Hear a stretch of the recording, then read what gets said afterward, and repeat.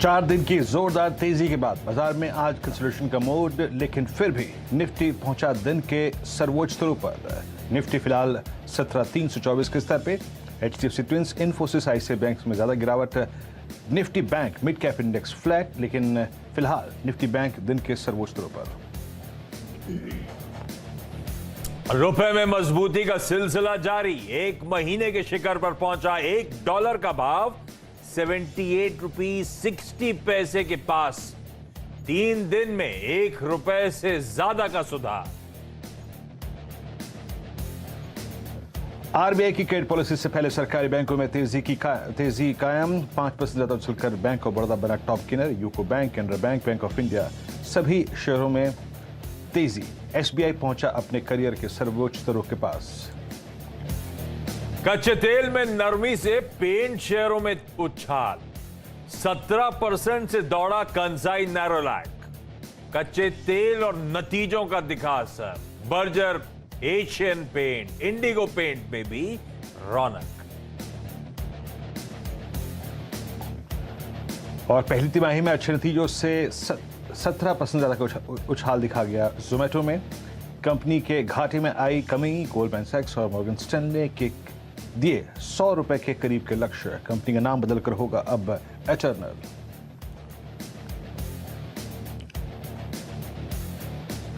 अच्छा, ये जो इटर्नल नाम कंपनी का बदल रहा है, ये ध्यान रखिए, इन लोग के इन हाउस नाम बदल रहे हैं। ये हमारे लिए जोमेटो ही रहने वाली है कंपनी। दरअसल मैं पढ़ रहा था डिटेल में, वो 4 अलग अलग बिजनेसेस हैं। चारों के अलग अलग सीईओज होंगे और इंटरनली उस कंपनी का नाम ये लोग बदल के इटर्नल कर रहे हैं। तो वो इंटरनल नेम है। हमारे लिए अभी फिलहाल के लिए तो जोमेटो ही इसी नाम से आपको नजर आएगी, इसीलिए हर जगह हेडलाइन ग्रैब नहीं कर रहा है। लेकिन चलिए, भारतीय बाजार जोमेटो पे आएंगे बाद में, अभी इतना जल्दी नहीं। एक्टर साहब, पहले मार्क निफ्टी भी उतना ही इंपॉर्टेंट है। ये आ गया स्क्रीन पे। तो आज है मंगलवार का दिन के अब तो दोपहर, और ठीक ठाक बढ़िया परफॉर्मेंस भारतीय बाजारों का। तो आज दिक्कत थी जब हम लोग सुबह जुड़े थे आपसे। सुबह क्या दिक्कत थी कि यूएस 2 दिनों से कल ठंडा पड़ा था और आज इंडिकेशन थे सुबह ठंडा रहेगा। वो फ्यूचर्स 1/4% दबाव में थे।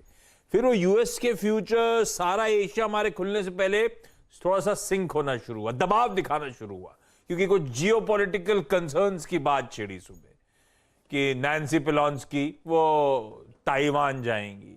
चाइना ने पहले ही अपनी मिलिट्री मसल फ्लेक्स करने की बात करी थी, अगर वो जाएंगी। ये सब तड़का था। आज एशिया का कामकाज आपकी स्क्रीन पर आना चाहिए। इस समय पहले एशिया में कोई हैंगसेंग, कोई शंघाई, इवन कोई जापान का बाजार मीनिंगफुल नॉक के साथ या तो कामकाज कर रहे हैं या बंद होने की कगार में या बंद हो गए। 1.5 से 2.5% ये तीनों बेंचमार्क्स प्रेशर में थे। यही सब कंसर्न, जियोपॉलिटिकल रिस्क, ये आपकी स्क्रीन पे हावी होती हुई नजर आएंगे। यूएस के फ्यूचर्स इस समय भी दबाव के साथ ट्रेड करते हुए नजर आएंगे। मैंने लास्ट जब चेक करा था, अभी भी बल्कि आधे से 3/4% का वापस दबाव है यूएस में। यूरोप जो कामकाज कर रहा है इस समय कमजोरी के साथ, तो बहुत अच्छे मूव्स के बाद थोड़ा सा टेबल से प्रॉफिट्स लिए जा रहे हैं, थोड़ा सा वीकनेस के साथ कामकाज। लेकिन हम आज फिर से रेजिलिएंट हैं। इसी ग्लोबल क्यूज के बीच में हम खुले, कमजोर, थोड़ा सा लड़खड़ाए। लेकिन अब देखिए, आज सुबह आज का निफ्टी का इंट्राडे चार्ट लेकर आइए। 215 दिन के लोज, उस लोज पे 125 अंकों का दबाव था निफ्टी पर, और इस समय निफ्टी कहां 125 अंक, महज 20-25 पॉइंट की कमजोरी के साथ इस समय ट्रेड कर रहा है। ऑलमोस्ट अपने सारे लॉसेस को रिकूप करता हुआ इस तरह का मूव बन रहा है। निफ्टी बैंक दिखाइए। निफ्टी बैंक वो पॉकेट थी जो स्ट्रेंथ की बात करी जा रही थी, और वो देखिए क्या स्ट्रेंथ प्ले आउट होती हुई। निफ्टी बैंक 270 अंक दबाव में था जब 37,630 के वो इंट्राडे आपको स्क्रीन पे लाल में जो लिखा हुआ दिख रहा है लो, वो 37,630 के लेवल।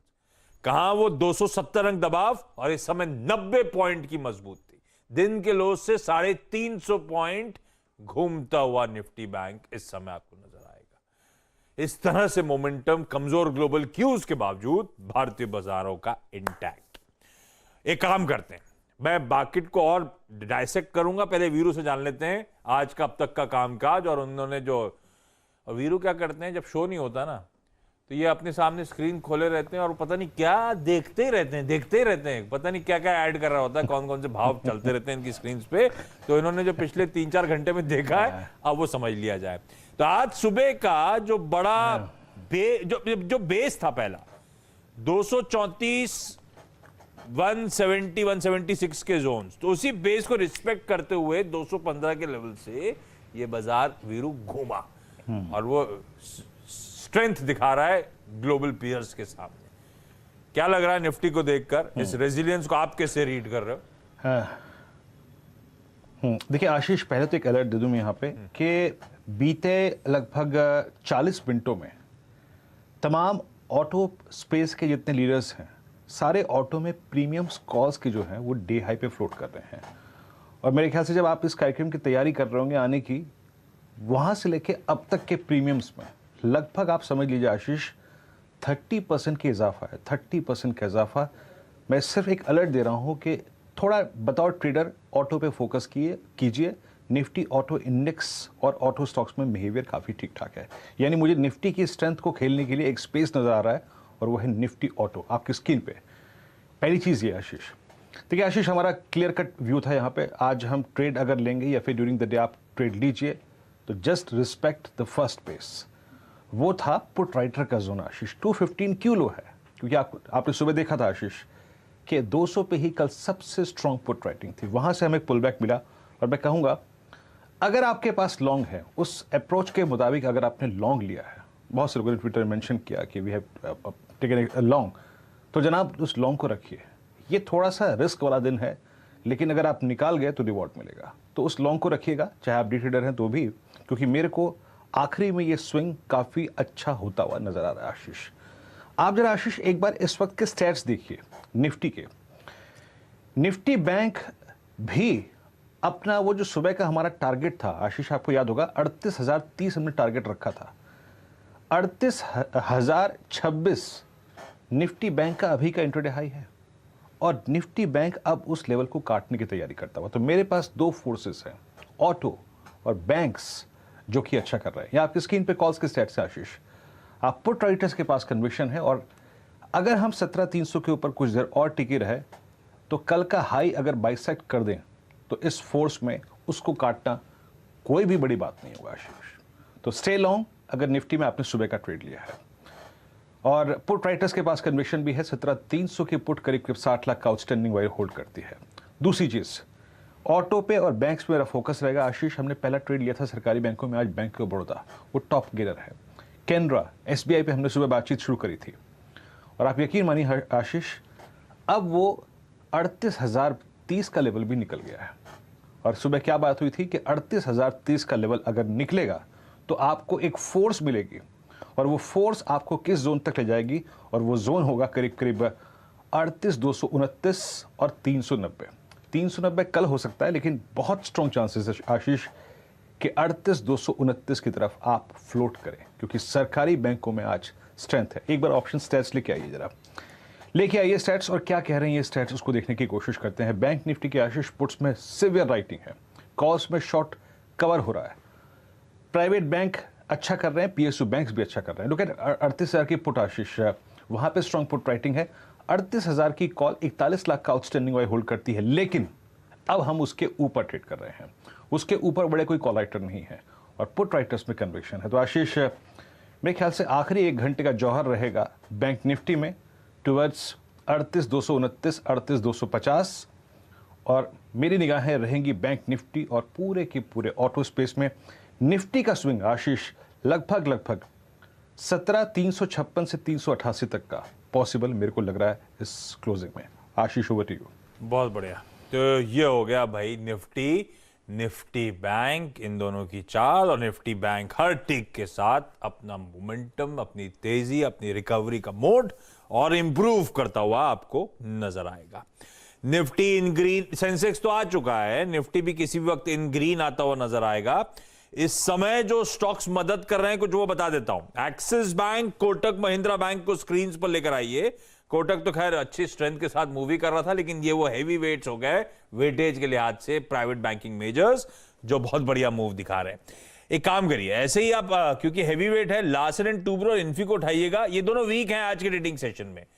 पर दोनों में अब थोड़ा सा मूव, ये सब जो मूव है कोलेट करके निफ्टी को इन ग्रीन लाने में इस समय जो थ्रस्ट जनरेट करने का काम कर रहे हैं वो स्पेसिफिक काउंटर जो धीरे धीरे मदद करते हुए आपकी, इसलिए Nifty flat almost in green इस समय कामकाज करता हुआ। अब जरा डाइसेक्ट करें बाजार को। आज अच्छा वो इन्फी देखा होगा आपने, आज आईटी दरअसल वीक है, इन्फी रिकवर जरूर कर रहा है लेकिन आईटी एज अ स्पेस कमजोरी के साथ फिर से कामकाज करता हुआ, और एक कमजोरी की वजह वो रुपए की स्ट्रेंथ है। हमारे प्रोड्यूसर साहब ने हेडलाइन में रुपए आज स्पेसिफिकली मेंशन भी करा, ये देखिए रुपए की क्या स्ट्रेंथ है, 0.5% का मूव रुपए पे, 78.60 के लेवल। कहां अमर वीरू सुबह 80.0506 के लोज की बात कर रहे थे और कहां आज हम इस समय 78.6 के जोन पे, 78.5 के जोन पे इस तरह की स्ट्रेंथ के साथ रुपया कामकाज कर रहा है। तो खैर एक बहाना और बन गया, वैसे भी आईटी आउट ऑफ फ्लेवर है और एक बहाना और बन गया उस तरह की वीकनेस का। आईटी के अलावा फाइनेंस और मेटल्स कमजोर, सरकारी बैंक आज हाईलाइट छीन रहे हैं भाई, वो एसबीआई दिखाई था स्क्रीन पे, सरकारी banking space PSU bank index वो दिखाई आज गजब का मूव उस पैक में। एफएमसीजी सिलेक्टिवली बेहतर, लेकिन एफएमसीजी ऐसे कोई मीनिंगफुल अपटेक नहीं, आईटीसी शुरुआत के बाद ठंडा पड़ गया, एचयूएल साथ साथ मूव कर रहा था लेकिन एफएमसीजी एज अ स्पेस कुछ बहुत ज्यादा मीनिंगफुल नहीं, लेकिन इन ग्रीन इस समय काफी समय से कामकाज कर रहा है। चलिए जरा वो ट्रेंड, अच्छा एक बार निफ्टी का कंट्रीब्यूशन प्लेट दिखाइए, उसके बाद जा रहा हूं ट्रेंडिंग स्टॉक पीछे चमकने लगा है मेरे, उस पर जाऊंगा। निफ्टी के कंट्रीब्यूशन प्लेट में आपको दिखेगा किस तरह से दबाव एचडीएफसी, हाँ ये एचडीएफसी ट्विंस है, इन्फोसिस के साथ टीसीएस है, आईसीआईसीआई बैंक के साथ लार्सन एंड टूब्रो है, ये वो हैवी वेट्स हैं दरअसल जो वीकनेस का काम कर रहे हैं। जो पॉकेट्स ऑफ स्ट्रेंथ है वो आपकी स्क्रीन पे शुरुआत में आपको सारी की सारी नजर आएंगी। आज के ट्रेंडिंग स्टॉक्स कौन से हैं जो प्रोड्यूसर साहब लेकर आए, उसके बाद एक्सपर्ट से जो पैनल जोड़ने वाला है उनसे जानेंगे आज मंगलवार के दिन जाते जाते कहां तेजी के अभी मौके या कहां कमाई के मौके। ट्रेंडिंग स्टॉक्स, इंडसइंड बैंक शुरुआत से ही आउट परफॉर्मेंस था पूरे बैंकिंग स्पेस का, 0.3% मजबूत। एसबीआई और एसबीआई सुबह से चर्चा में, 2% उछाल 550-540 के zone. Bank of Baroda, Canara bank दोनों गजब का मूव डिलीवर करते हुए 4 से 5% का उछाल। यह है पूरा सरकारी बैंकिंग स्पेस और इस तरह का आउट परफॉर्मेंस। इस पे और डिटेल में आगे चर्चा भी करेंगे और हुआ तो कुछ बैंक रिजल्ट जो आ रहे हैं उनके टॉप मैनेजमेंट से बातचीत भी कर डालेंगे, पर सरकारी बैंकिंग स्पेस को रखिए रडार पे। दबाव कहां, कल के अच्छे मूव्स, अच्छा रिजल्ट एंजॉय करा, अच्छी मैनेजमेंट कमेंट्री, अच्छा गाइडेंस, उसके बाद यूपीएल आज सुबह से पस्त पड़ा हुआ, तो खुला ही था तो निफ्टी 50 के हीट मैप में 1% का टॉप लूजर बन गया था। हीरो मोटोकॉर्प मेरे ख्याल से अपनी बिक्री के आंकड़ों पर रिएक्ट कर रहा है। कल जो बिक्री के आंकड़े आए कमजोर थे, एक्सपेक्टेशन से म्यूटेड, इसके पीयर्स ने बहुत अच्छा करा इसके सामने। एस्कॉट्स क्यूबोटा, हमने मैनेजमेंट से आज सुबह बातचीत भी करी थी, नंबर्स कमजोर, ऑपरेशनली वीक, और मैनेजमेंट जब सुबह आया तो क्या कह के गए थे, अगले 1-2 क्वार्टर्स तक ये पेन कंटिन्यू होगा। यही कमेंट्री है जो अभी भी वे कर रही है। 5.5% दबाव। First source, IT as a pack वैसे आज कमजोरी के साथ ट्रेड कर रहा है। फर्स्ट सोर्स क्या, हम लोग कई सारे ऐसे आईटी स्टॉक्स पे बातचीत करेंगे जिनमें आज खासी वीकनेस के साथ फिर से कामकाज होता हुआ। चलिए फ्लोर खोलिए, जो जो एक्सपर्ट जुड़ चुके हैं सबको दिखाइएगा और आप सबको गुड आफ्टरनून। पहले जा रहा हूं गाबा सर के पास। गाबा सर, इस समय का कोई वो क्या 2 का दमदार ट्रेड दे दीजिए या टॉप स्टॉक दे दीजिए, कोई बढ़िया सा ट्रेड आइडिया आज के लिए, अभी के लिए। हाँ, मुझे बैंकिंग क्षेत्र से गुड आफ्टरनून टू यू अच्छा लगता है, वो है एक्सिस बैंक। लग तो रहा है कि साइडवेज जोन है, लेकिन साइडवेज जोन में भी ताकत है।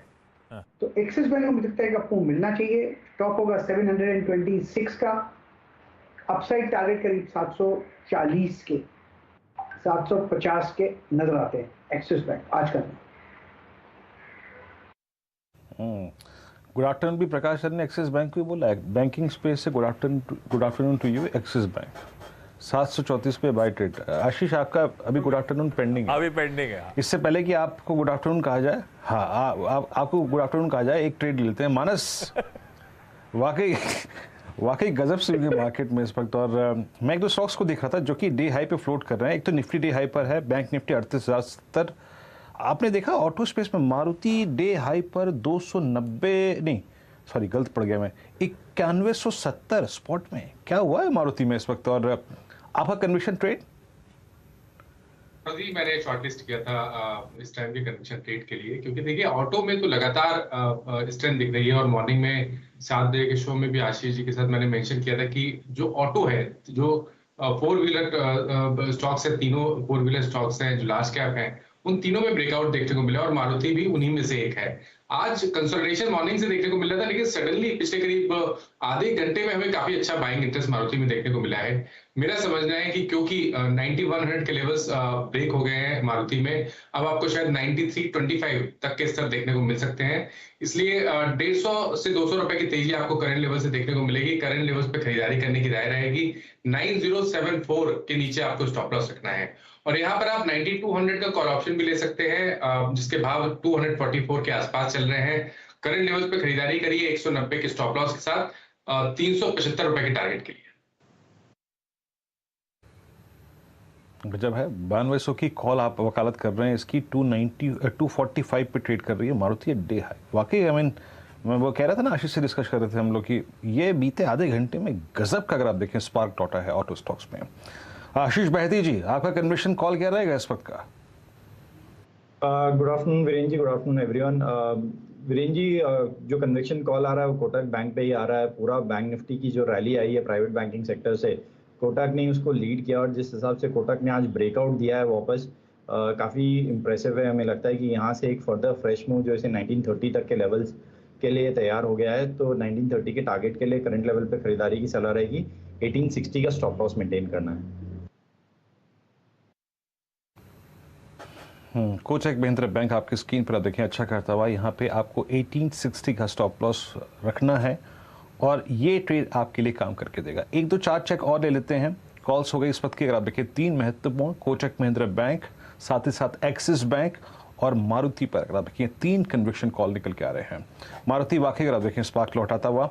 और कुछ काउंटर्स देखिए, लेट्स ब्रिंग एक बार जरा आप पावर ग्रिड लेके आइएगा। मेरे स्क्रीन पे इसके ऑप्शंस अपीयर होते हुए कर क्या रहा है, 22240 पे एक ये स्पॉटिंग है मेरी।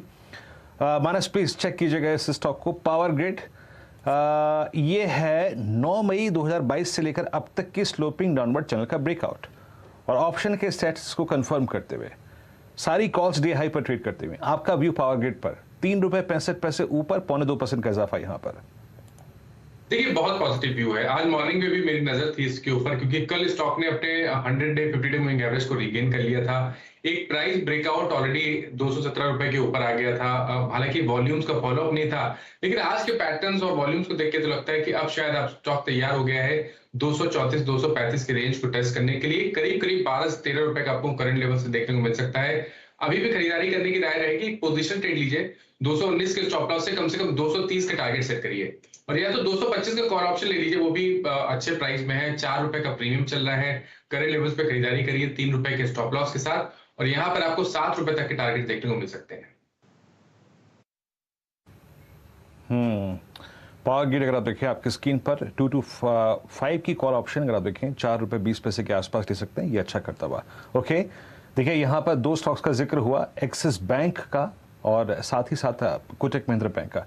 एक बार मैं यहाँ पे आईसीआईसीआई बैंक को और टच कर लूँ, फिर आगे चलते हैं।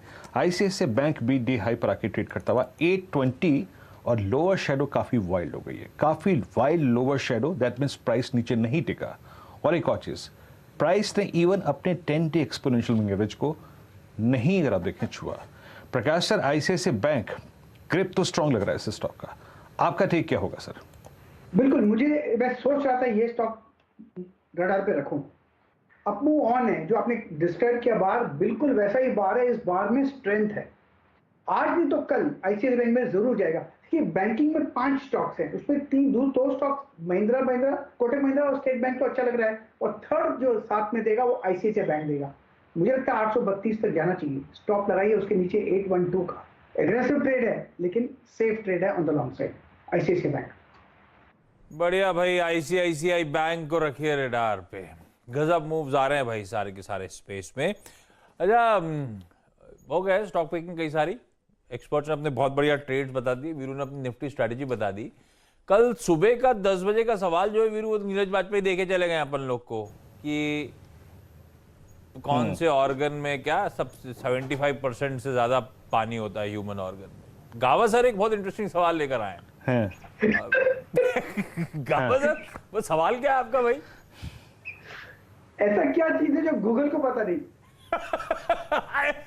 इसमें है ना, कल निफ्टी कितना गैप अप के साथ खोलेगा। ये नहीं मालूम, सही बात है। ये नहीं मालूम भाई। ये गावस्कर का सवाल था कि भाई गूगल को क्या नहीं पता, ऐसी क्या चीज है।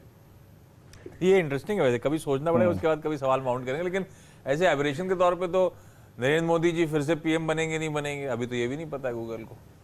तो आंसर मिलने लगे, ये थोड़ा मुश्किल गड़बड़ हो गया।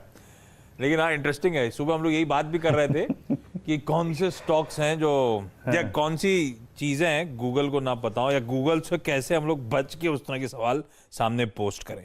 अच्छा, कुछ ही देर बाद आज, अच्छा 2 चीजें टीजर दे दूं पहले।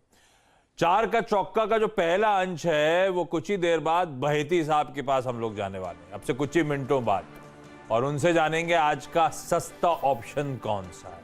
और इसी के साथ एक और टीजर, कुछ ही देर बाद ओरिएंट सीमेंट की कॉर्पोरेट स्कैन में ओरिएंट सीमेंट के एमडी और सीईओ दीपक खेत्रपाल साहब हमारे साथ जुड़ते हुए नजर आएंगे। तो ये सब आगे का लाइनअप है, लेकिन इस समय जो एक्शन आ रहे हैं उस पर जरा सा फोकस कर लीजिए, उन पॉकेट्स पे जरा सा बातचीत कर लीजिए। एक चीज और, मैं बहेती साहब के उस पे जाऊं पिक पे, उससे पहले आपको बता दूं कल के इंपॉर्टेंट इवेंट जो हमें अब डाइजेस्ट करने की तैयारी करनी है। कल से आरबीआई की 3 दिनों की मॉनेटरी पॉलिसी कमेटी की बैठक की शुरुआत हो रही है। फ्राइडे को क्रेडिट पॉलिसी अनाउंस होनी है, और मैं अभी आने से पहले कई सारे वो एक पोल करवाने की कोशिश कर रहा था। 25 से लेकर 50 बेसिस पॉइंट्स के बीच इकोनॉमिस्ट डिवाइडेड हैं कि आरबीआई क्या करेगा। तो इस तरह से लार्जली सब 25, 35, 50 इस तरह के ऑप्शंस पे लोग बेट कर रहे हैं। तो ये कईयों के लिए डिसअपॉइंटमेंट हो सकती है, कई लोगों के लिए अच्छी पॉलिसी हो सकती है, डिपेंडिंग ऑन आप डाइजेस्ट करके क्या जा रहे हैं। कल अभी कच्चे तेल की हेडलाइन हमने यूज करी थी, पेंट शेयर क्या झूमते हुए। वो पेंट शेयर से याद है, कच्चे तेल से याद है, कल है दरअसल ओपेक प्लस की बैठक, जिसमें अब वो जो सितंबर आउटपुट है वो डिसाइड होना है। ब्रेंट दिखाई है, सुबह $100 के नीचे था, और शायद आउटपुट बढ़ाने पे, माइनर आउटपुट बढ़ाने पे फैसला हो सकता है, ऐसा कहा जा रहा है। कल वायदा की 10 कंपनीज के रिजल्ट्स हैं, 10। Aditya Birla capital, Birlasoft, Chambal fertiliser, first source, Godrej consumer, Gujarat gas, InterGlobe, Lupin, PI industries, Vodafone Idea. इस तरह से वायदा बाजार के नंबर्स, और कैश मार्केट को खैर ढेर इंपॉर्टेंट नंबर्स आपको आपकी स्क्रीन पे प्ले आउट होते हुए नजर आएंगे। तो इस तरह से कल इवेंट पैक दिन, जिसके लिए अभी हमें ब्रेस अप करना है। अच्छा, इस बीच हम लोग, क्योंकि आप लोग मारुति की चर्चा कर रहे थे, चतुर्मोता साहब, आशीष चतुर्मोता जेम फाइनेंशियल से वापस जुड़ते हुए, चतुर्मोता साहब, मारुति पे बातचीत हुई थी, मारुति पे हमने कॉल राइट किया था, मारुति पे इवेंचुअल टारगेट्स हम एग्रेसिव मान के चल रहे थे, रिविजिट करें क्योंकि मारुति छा रहा है आज।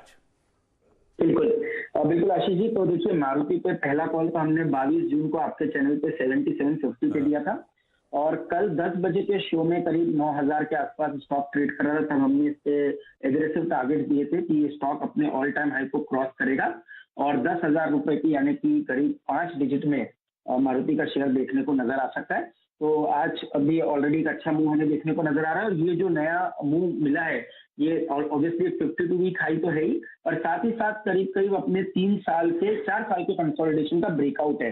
तो मेरे हिसाब से मारुति में बहुत अच्छे मूव देखने को नजर आएंगे। शॉर्ट टर्म ट्रेडर्स अगर से देखना चाहे तो हो सकता है 94-9500 की अपसाइड जल्दी देखने को मिले, बट पोजिशनली मेरा मानना है 10,000 रुपए के लक्ष्य मारुति में देखने को नजर आ सकते हैं। कोई फ्रेश ट्रेड लेना हो तो 9030 के स्टॉप लॉस के साथ लॉन्ग ट्रेड करंट लेवल्स पे भी लिया जा सकता है। बहुत ही बढ़िया ट्रेड वो कॉल थी, और अभी भी खरीदारी करने के मौके मारुति में। इवेंचुअल टारगेट्स 5 डिजिट के आपकी स्क्रीन पर। और ऑटो की रैली को वो काफी समय पहले जब हमने प्री मार्केट डिस्कस करा था और चतुर्मोता साहब ने ऑटो की पोजीशनिंग की बात करी थी, उसके बाद से हम इस रैली को सारे एक्सपर्ट चतुर्मोता साहब के साथ, सबके साथ बहुत बढ़िया तरीके से एंजॉय कर रहे हैं। चतुर्मोता साहब थैंक यू। ये मारुति पे रिविजिट होती हुई भरोसे का कॉल, अब 10,000 के इवेंचुअल टारगेट्स के लिए अप्रोच किया जा सकता है। समय हो गया मेरे ख्याल से, जाए बहेती जी के पास। हाँ, तो 4 का चौका का जो पहला अंश है आज का सस्ता ऑप्शन, बहेती जी आप क्या ढूंढ के लाए? आशीष जी, बैंकिंग सेक्टर से ही एयू बैंक है, काफी अच्छा मूव इसमें भी आ रहा है। जिस हिसाब से स्ट्रक्चर बना हुआ है, हमें लगता है कि 630 की कॉल में खरीदारी की जा सकती है। 20 रुपए के करीब चल रहा है। 15 रुपए का स्टॉप लॉस लगाना है और 28 रुपए के टारगेट के लिए इसमें पोजीशन बनाएं। Okay, AU small finance bank, एक सेकेंड मैं आपको एक चीज़ और बताता हूँ एयू स्मॉल फाइनेंस बैंक के बारे में। आज देखिए ये तो ट्रेड हो गया, लेकिन इसकी प्रॉपर्टीज़ क्या है। 630 की कॉल आपने पिक करी, और अगर आप आज बैंकिंग में ओआई बिहेवियर्स को देखें, देखिए एक तो सुबह सुबह सरकारी बैंकों ने काफ़ी स्ट्रॉन्ग अपनी तरफ ओआई खींचा था। एयू स्मॉल फाइनेंस बैंक में आज सबसे स्ट्रॉन्ग बिल्डअप हुआ है। वही बात इनफैक्ट मैं देख रहा था अभी जस्ट मेरे आंखों के आगे से निकली थी, फिर मैं स्किप कर गया था, but yes 11% OI buildup. AU Small Finance Bank is the top gainer in the entire banking space. इस बीच जरा प्लीज निफ्टी लेके आइए आपकी स्क्रीन पर। निफ्टी एट डे हाई 17,348 और कल की क्लोज को याद रखिएगा, कल का जो हमारा क्लोज था वो था 17,340, यानी अब हम 7 पॉइंट्स के साथ क्रॉस कर चुके हैं। अभी हमने क्या डिस्कस किया था, 17,336, 17,556, यानी करीब करीब 356 आ सकता है। और आई थिंक अब हम अपने क्लोजिंग बेसिस पर उस रेंज को बाइसेक्ट कर चुके हैं। Thanks to banking, thanks to auto. इस बीच मेरे स्क्रीन पर एक स्टॉक और अपीयर होता हुआ जो कि एक बड़ा माइलेज क्रिएट करता हुआ, अलॉन्ग विद एनबीएफ बैंक। जब एनबीएफसीज फ्लोट करने लगती है ना, तो मार्केट का जो ब्रेथ है वो और अच्छा जाता है। आपने प्लीज़ एक बार देखिए बजाज फाइनेंस को। मानस एट 7318 डेली कैंडल्स पे ये कल की पूरी कैंडल को ओवरटेक कर गया। इस वक्त कोई लॉजिक नजर आ रहा है आपको किसी ट्रेड में? बिल्कुल, देखिए ये 2 दिनों के पहले तो ब्रेकआउट हमने देखा अभी 2 या 3 दिन पहले, और फिर हमें 2 दिनों का कंसोलिडेशन देखने को मिला। आज फिर से रैली रिज्यूम हो गई है, और मेरा समझना है कि अब आपको 7500 का कॉल ऑप्शन लेना चाहिए बजाज फाइनेंस का, जो कि 183 रुपए के आसपास चल रहा है। करंट लेवल्स पे खरीदारी करिए 140 रुपए के स्टॉप लॉस के साथ। ऊपर की तरफ 250 से लेकर 270 तक के टारगेट्स आपको बजाज फाइनेंस के 7500 के कॉल ऑप्शन में देखने को मिल सकते हैं। Bajaj finance trading at day high और सर्वोच्च स्तरों पे आके ट्रेड करता हुआ दिन के, और स्ट्रॉन्ग मूव है यहाँ पे। इस कॉल ऑप्शन पे भी आप फोकस कर सकते हैं। मयूरेश जोशी भी जुड़ चुके हैं हमारे साथ इस कार्यक्रम में। मयूरेश, आप देखिए ना, आप ये किसे कहते हैं, पैसे का जोर। लिक्विडिटी जब फ्लो करती है तो ऐसा ही होता है। आप ग्लोबली अगर आप देखें, और जो भी रिस्क थे उसको दरकिनार करते हुए आप डे हाई पर हैं। आपकी अप्रोच मार्केट्स पे, और आई थिंक ये ताइवान का इशू जो है, क्या हम इस पर बहुत ज़्यादा रिएक्ट करने को तैयार हैं? एंड स्पेशली वो फैक्ट, आप रुपए को देखिए, रुपए की रिकवरी, आप एफआईएस का फ्लो देखिए। एक दिन में 2500 करोड़ रुपए, 2000 करोड़ रुपए का इंडेक्स, 5500 कॉन्ट्रैक्ट पुट शॉर्ट करना। क्या हम वाकई in global I think events जो हैं, जो शायद इक्विटी को परेशान करेंगे, बट रियली रिएक्ट कर रहे हैं हम इस पर? Afternoon Veeru ji, I think 2 चीजें। आई थिंक जो मैक्रो फैक्टर्स और जो ताइवान है वो बड़ा इफ फैक्टर है। Nancy Pelosi I think Taiwan जाती है कि नहीं, आई थिंक ये आई थिंक क्वेश्चन मार्क रहेगा आज की तारीख में भी, क्योंकि आई थिंक जितनी आई थिंक बवाड़ हो चुकी है ग्लोबली मार्केट्स में अक्रॉस द ग्लोब, और जो रिएक्शंस चाइना शायद ऑलरेडी बता रहा है कि अगर आई तो we might probably invade and so on so forth. तो आई थिंक पहली तो होगा if factor, if she visits. अगर नहीं होता है तो I think markets will probably resume its rally again. दूसरा, आप देखिए जो इंडिया की प्लेसमेंट है Viru ji, I think is far better place than any other economy in the world at this point of time. Inflationary data points में देख रहा था आई थिंक काफ़ी देशों के, and even of the prints that have come for Iran, Pakistan, मुझे लगता है आई थिंक इन्फ्लेशनरी जो सिचुएशन इंडिया में है, it is widely under control. That's point number 1। दूसरा, आप टैक्स कलेक्शंस देखिए, जो जीएसटी के कलेक्शन है पिछले 4 या 5 महीनों में, और अप्रैल से जून में I think net direct tax collections, which means personal tax collections और कॉर्पोरेट टैक्स कलेक्शन भी 7 लाख करोड़ के आसपास गए हैं। पूरे वर्ष का बजट 38-39 लाख करोड़ है, जहाँ पे ग्रोस बोरिंग गवर्नमेंट की 12 लाख करोड़ है। अगर ये रन रेट चालू रहा, और आई थिंक जीएसटी का स्पेसिफिकली, तो मुझे लगता है आई थिंक जो ग्रॉस बोरिंग्स गवर्नमेंट की जो पेक की थी वो शायद कम हो सकती है, और जो फिस्कल डेफिसिट का अनुमान हमने लगाया था, even in an area of slowdown, global slowdown and local slowdown as well, will still meet that target, which is a commendable task. तीसरा, जो रुपये की मूव है, obviously I think trade deficit को थोड़ा हैम्पर करती है, बट इस पे भी दो फैक्टर्स हैं। एक, अगर क्रूड 105 और 120 के बीच में रहता है, dollar remains between US dollar remains between 79 and 80 जो हमने देखा था, तो शायद करंट अकाउंट डेफिसिट 2.6-2.7% आया, द हायर साइड। बट अगर दिस इंप्रूव, जैसे रुपये की हम चाल देख रहे हैं या जो क्रूड की एक चाल दिख रही है विच इज अबव बिलो $100 पर बैरल, मुझे लगता है that can come down to 2.2-2.3। तो 3% का जो एक अनुमान लगाया था द बिगिनिंग ऑफ से मई और जून, आई थिंक वो एक डिस्टिंक्ट पॉसिबिलिटी लग रही है। तो काफी मैक्रो फैक्टर्स है जो सपोर्ट कर रहे हैं। थोड़ी Q2 में अर्निंग्स में एक दबाव आ सकता है मार्जिन्स पे, बट मुझे लगता है Q3 से रिकवरी बहुत शानदार हो सकती है। India is far better placed. Always a bull will remain a bull on India. ये अपनी बात कर रहे थे आप क्या? बिल्कुल। अरे वाह, ये नहीं। और शेयर बाजार में अगर कमाना है हम रिटेल को, तो भरोसा रखना ही पड़ेगा इंडिया स्टोरी पे, नहीं तो इफ्स एंड बट्स लगाते रहेंगे, डाउट करते रहेंगे, सब निकलेगा। तो भरोसा रखिए इंडिया स्टोरी पे। और एक हैप्पी फेस दिखाता हूं आपको, ये दिखाइए भाई। एक तरफ एक काम करिए, जोमैटो का स्टॉक लगा दीजिए जो आप इस समय 20% अपर सर्किट हिट करता हुआ नजर आएगा, और स्माइलिंग फेस लगाइए साथ में डायरेक्टर साहब। देखिए जोमैटो 55.5 रुपए पे सर्किट हिट करता हुआ। ये वीरू देखा आपने, पूरा देश आज खुश है भाई। 40 रुपए तक पिट गया था, वही 170 वाला स्टॉक, अब 40 वाला 55। और क्या स्विफ्टली मूव करता हुआ जोमैटो आपको 40 से 55 के जोन्स पे आता हुआ। मेरे से रडार पे है क्या जोमैटो आप लोग के? नहीं, I think we are still waiting and watching. हाँ, लेकिन आई थिंक ऑपरेशनल परफॉर्मेंस बहुत शानदार था। तो फूड डिलीवरीज पे स्पेसिफिकली आई थिंक एबिटा पे जो आई थिंक एक ब्रेक इवन पॉइंट अचीव किया है, जो नेट लॉस में आई थिंक एक कॉन्ट्रैक्शन हुआ है, I think that's a commendable sign, but ये कंटिन्यू होना चाहिए and still it's a loss making entity at the end of the day. तो आई थिंक हम थोड़े परे रहते हैं, but yes I think the numbers were good, और शायद स्टॉक्स एंड नंबर्स को थोड़ी सलामी करें। आज सुबह खरीदवाया था भाई, कहा था कि लिया जा सकता है। गावा सर, आप तो 20% सर्किट पे बैठ गया है कि बिल्कुल। कुछ चार्ट पे कुछ रीडिंग है, कहां तक के लेवल छू सकता है अभी सर्किट पे? डिमांड ट्रैक्शन तगड़ा, आज तो बहुत अच्छे मूव्स बने, सारी सप्लाई एब्जॉर्ब कर गया। इस बीच शुरू में लग रहा था सप्लाई आएगी लोगों की, वो सब सप्लाई एब्जॉर्ब करके भाग रहा है। हाँ जी, नेट सप्लाई जोन जो है वो 63 का है, तो हो सकता है 63 तक पॉसिबिलिटी है। 63 to 65 जोन है जोमेटो का, वहां पर सप्लाई जोन है। तो 60 to 63 इज मीनिंगफुल अपसाइड। 40 के लोज से जो हालाल लगाया था, तो बहुत अच्छे मूव जोमेटो में खैर बनते हुए। इस बीच आज का कॉर्पोरेट स्कैन उसकी बारी, और आज हम ओरिएंट सीमेंट की चर्चा करेंगे। इस कंपनी के एमडी और इस कंपनी के सीईओ साहब दीपक खेत्रपाल आपको आपकी स्क्रीन पे नजर आएंगे। दीपक सर, हाय, गुड आफ्टरनून। गुड आफ्टरनून दीपक सर, जब बात होती थी तो आउटलुक सीमेंट इंडस्ट्री का कहा जाता था रोबस्ट, FY23 में कि एक मीनिंगफुल सिंगल डिजिट अपटिक्स देखने को मिलेंगे, ओरिएंट सीमेंट उससे बेहतर डबल डिजिट गेन्स क्लॉक करेगा।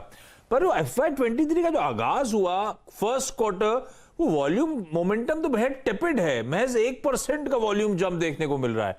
तो इस तरह का सबड्यूड परफॉर्मेंस क्यों? या फिर पूरा बेट ये था कि इस साल का सेकेंड हाफ लोडेड रहेगा, ऐसा है क्या? देखिए, जब भी हम लोग अपने प्लान्स बनाते हैं या आप लोगों से डिस्कस करते हैं कि हमारा इस साल का ये प्लान है, एक इकोनॉमी के बारे में, मोमेंटम के बारे में एजम्पशंस होती हैं। हम में से कोई भी फॉर्च्यून टेलर तो है नहीं। तो बिजनेस प्लानिंग का एक साइकिल होता है, उसके हिसाब से जो फर्स्ट क्वार्टर में आमतौर पर ग्रोथ हमेशा आती है, वो इस साल किसी वजह से मिसिंग है। और खासतौर पर जिन मार्केट में हम लोग ऑपरेट करते हैं, तेलंगाना, कर्नाटका, साउथ वेस्ट महाराष्ट्र, मराठवाड़ा, ये रीजन्स में जो रीजन हम भी अभी तक नहीं समझ पा रहे हैं, सुनने को बहुत रीजन मिलते हैं। स्टील प्राइस बहुत ज्यादा बढ़ गए थे, बीच में कुछ अनाउंसमेंट्स हुई गवर्नमेंट की तरफ से कि वो प्राइसेस कम करने में एफर्ट कर रहे हैं। तो स्टील प्राइसेस कम करने में लोगों ने सोचा कि सीमेंट के प्राइसेस भी कम होंगे, उन्होंने सीमेंट खरीदना बंद कर दिया। तो कई मार्केट की डायनेमिक्स होती हैं जो हम लोग प्रेडिक्ट नहीं कर पाते हैं। एक मैं आपको और आपके दर्शकों को एक एश्योर करना चाहता हूं कि हम लोग मार्केट में हैं, हम कोई मार्केट शेयर लूज नहीं कर रहे हैं। ऐसा नहीं कि मार्केट में माल बिक रहा है और हम नहीं बेच पा रहे हैं या हमको अपना प्राइस नहीं मिल पा रहा है। लेकिन अगर मार्केट पूरी सॉफ्ट है और हम लोग को पैन इंडिया प्लेयर नहीं है, आप जो हमारी मार्केट में कंपनीज ऑपरेट करती हैं, अगर आप उन सबके रिजल्ट्स देखें या ग्रोथ देखें, हमारे जैसी ही है। हम लोग एक बड़े मैक्रो सिस्टम का पार्ट है अल्टीमेटली। तो पूरी इंडस्ट्री ठंडी थी, ऐसा नहीं था कि ओरिएंट सीमेंट ने स्पेसिफिकली खराब परफॉर्म करा या मार्केट शेयर लूज करा।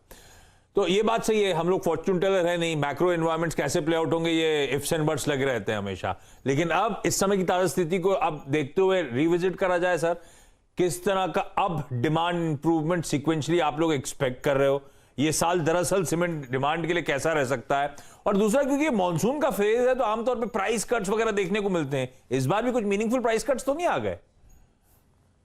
तो आप बिल्कुल सही कह रहे हैं कि जो मॉनसून का टाइम है उसमें किसी भी चीज को ऑब्जर्व करके एक्स्ट्रापोलेट कर पाना हमेशा गलत होता है, क्योंकि अब आप जुलाई का महीना अगर देखें तो हम जिस मार्केट में अगर हैं, अगर आप पूरा साउथ देखें, तेलंगाना देखें, महाराष्ट्र देखें, आपने अगर नोटिस किया हो पूरा जुलाई का महीना इतनी ज्यादा बारिश हुई है, और बारिश में कंस्ट्रक्शन प्रोजेक्ट्स हमेशा स्लो डाउन हो जाते हैं। तो जुलाई तो पूरा का पूरा मेरे ख्याल से जितनी हमारी मार्केट्स हैं सबके अंदर बहुत ही स्लो रहा है हर एक मैन्युफैक्चरर के लिए। अगस्त में अभी 2 ही तारीख है, लेकिन पिछले 2-3 दिन से बारिश से कुछ हमारे को जरूर रिलीफ है। तो उम्मीद तो ये है कि जैसे ही बारिश, आमतौर पर अगर अच्छी बारिश, अच्छा मानसून होता है, वो हमारे लिए पोस्ट मानसून डिमांड के लिए बहुत अच्छा एक आसार होता है।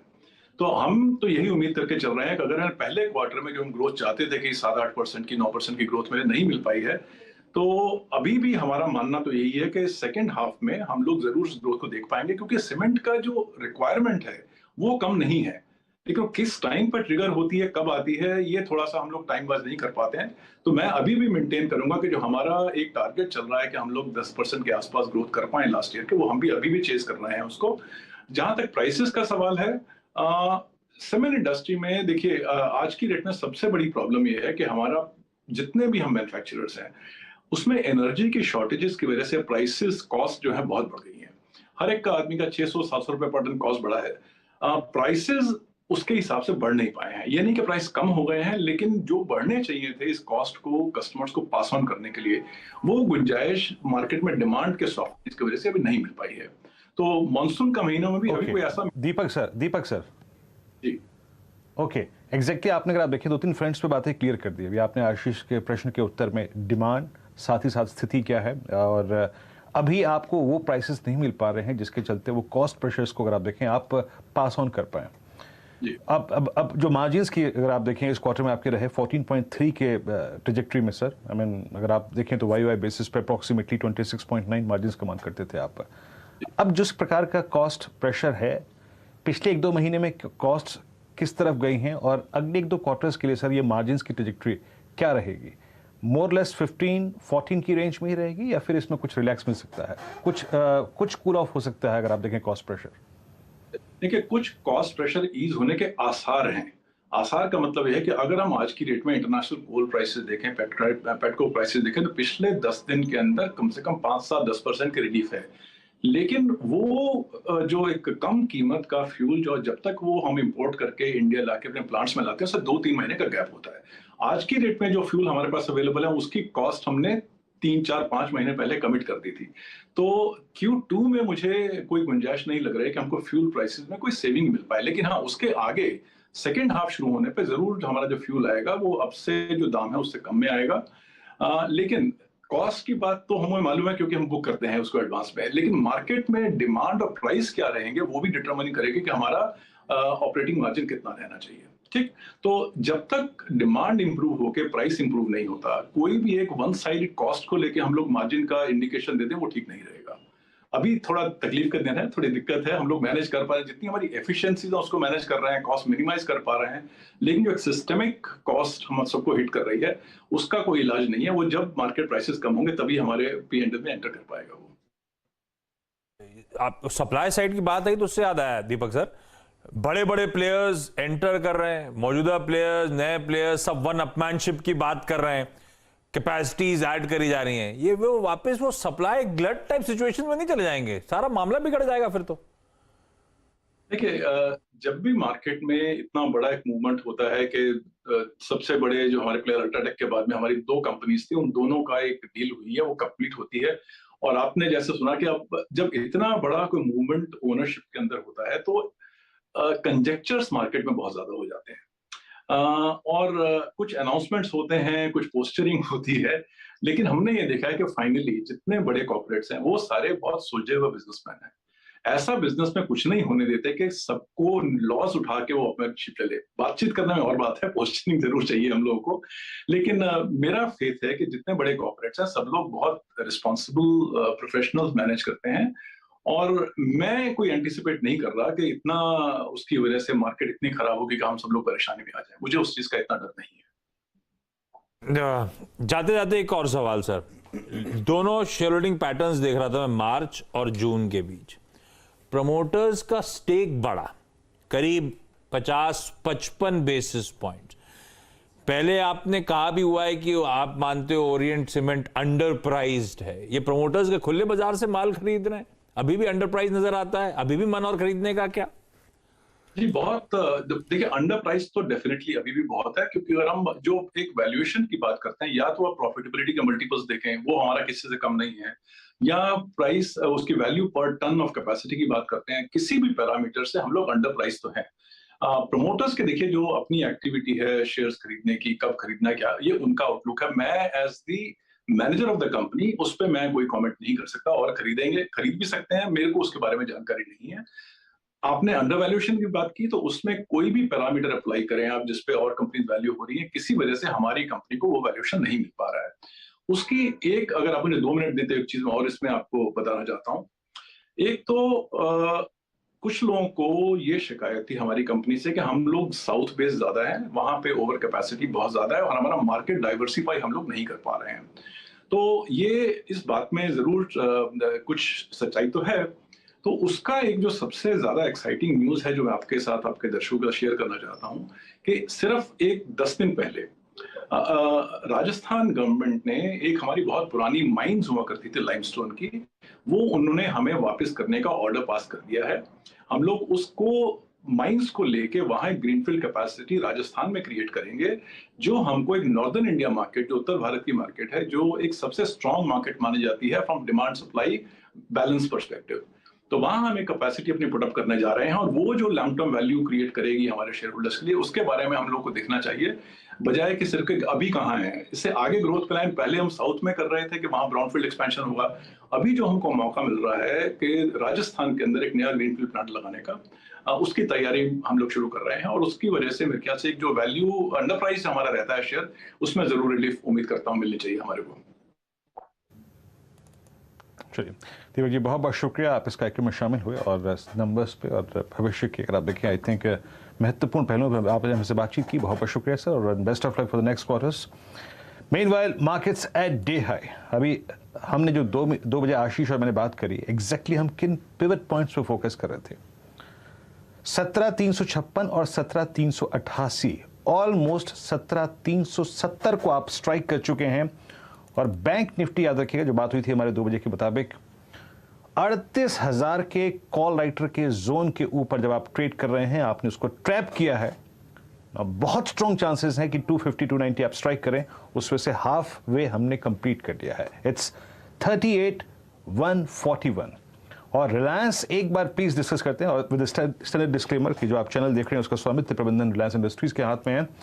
रिलायंस इस वक्त क्या कर रहा है? देखिए, रिलायंस इस वक्त एक क्रिटिकल मार्क पे है, और अपने जरा प्लीज इंट्राडे चार्ट लेके आइएगा रिलायंस का। यस, ये 946 से लेकर अब तक, यानी करीब करीब 1439 तक के हाईएस्ट क्लस्टर को बाइसेक्ट करने की तैयारी करता हुआ रिलायंस।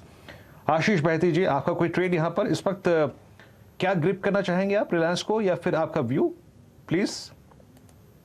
काफी स्ट्रेंथ दिख रहा है, और जिस हिसाब से 2600 का अप्रोच कर रहा है रिलायंस, 2600 पे करीब करीब 27 लाख कॉल राइटर्स है। अगर ये उसको निकाल देता है तो हमें लगता है कि वहां से और एक फर्दर अप मूव देखने को मिल सकता है। तो एक 2600 की कॉल खरीदने की सलाह रहेगी।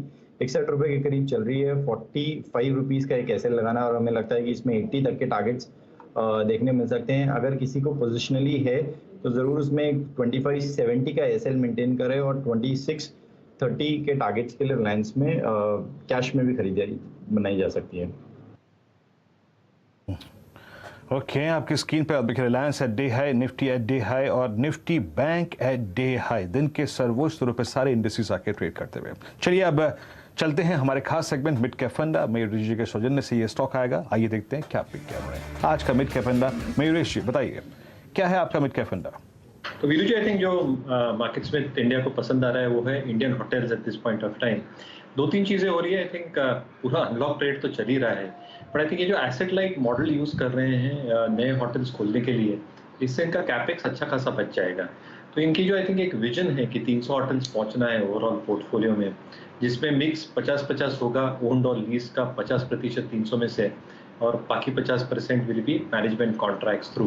आई थिंक ये एक बहुत एसेट लाइट स्ट्रैटेजी है, केपेक्स को कम कर देगी।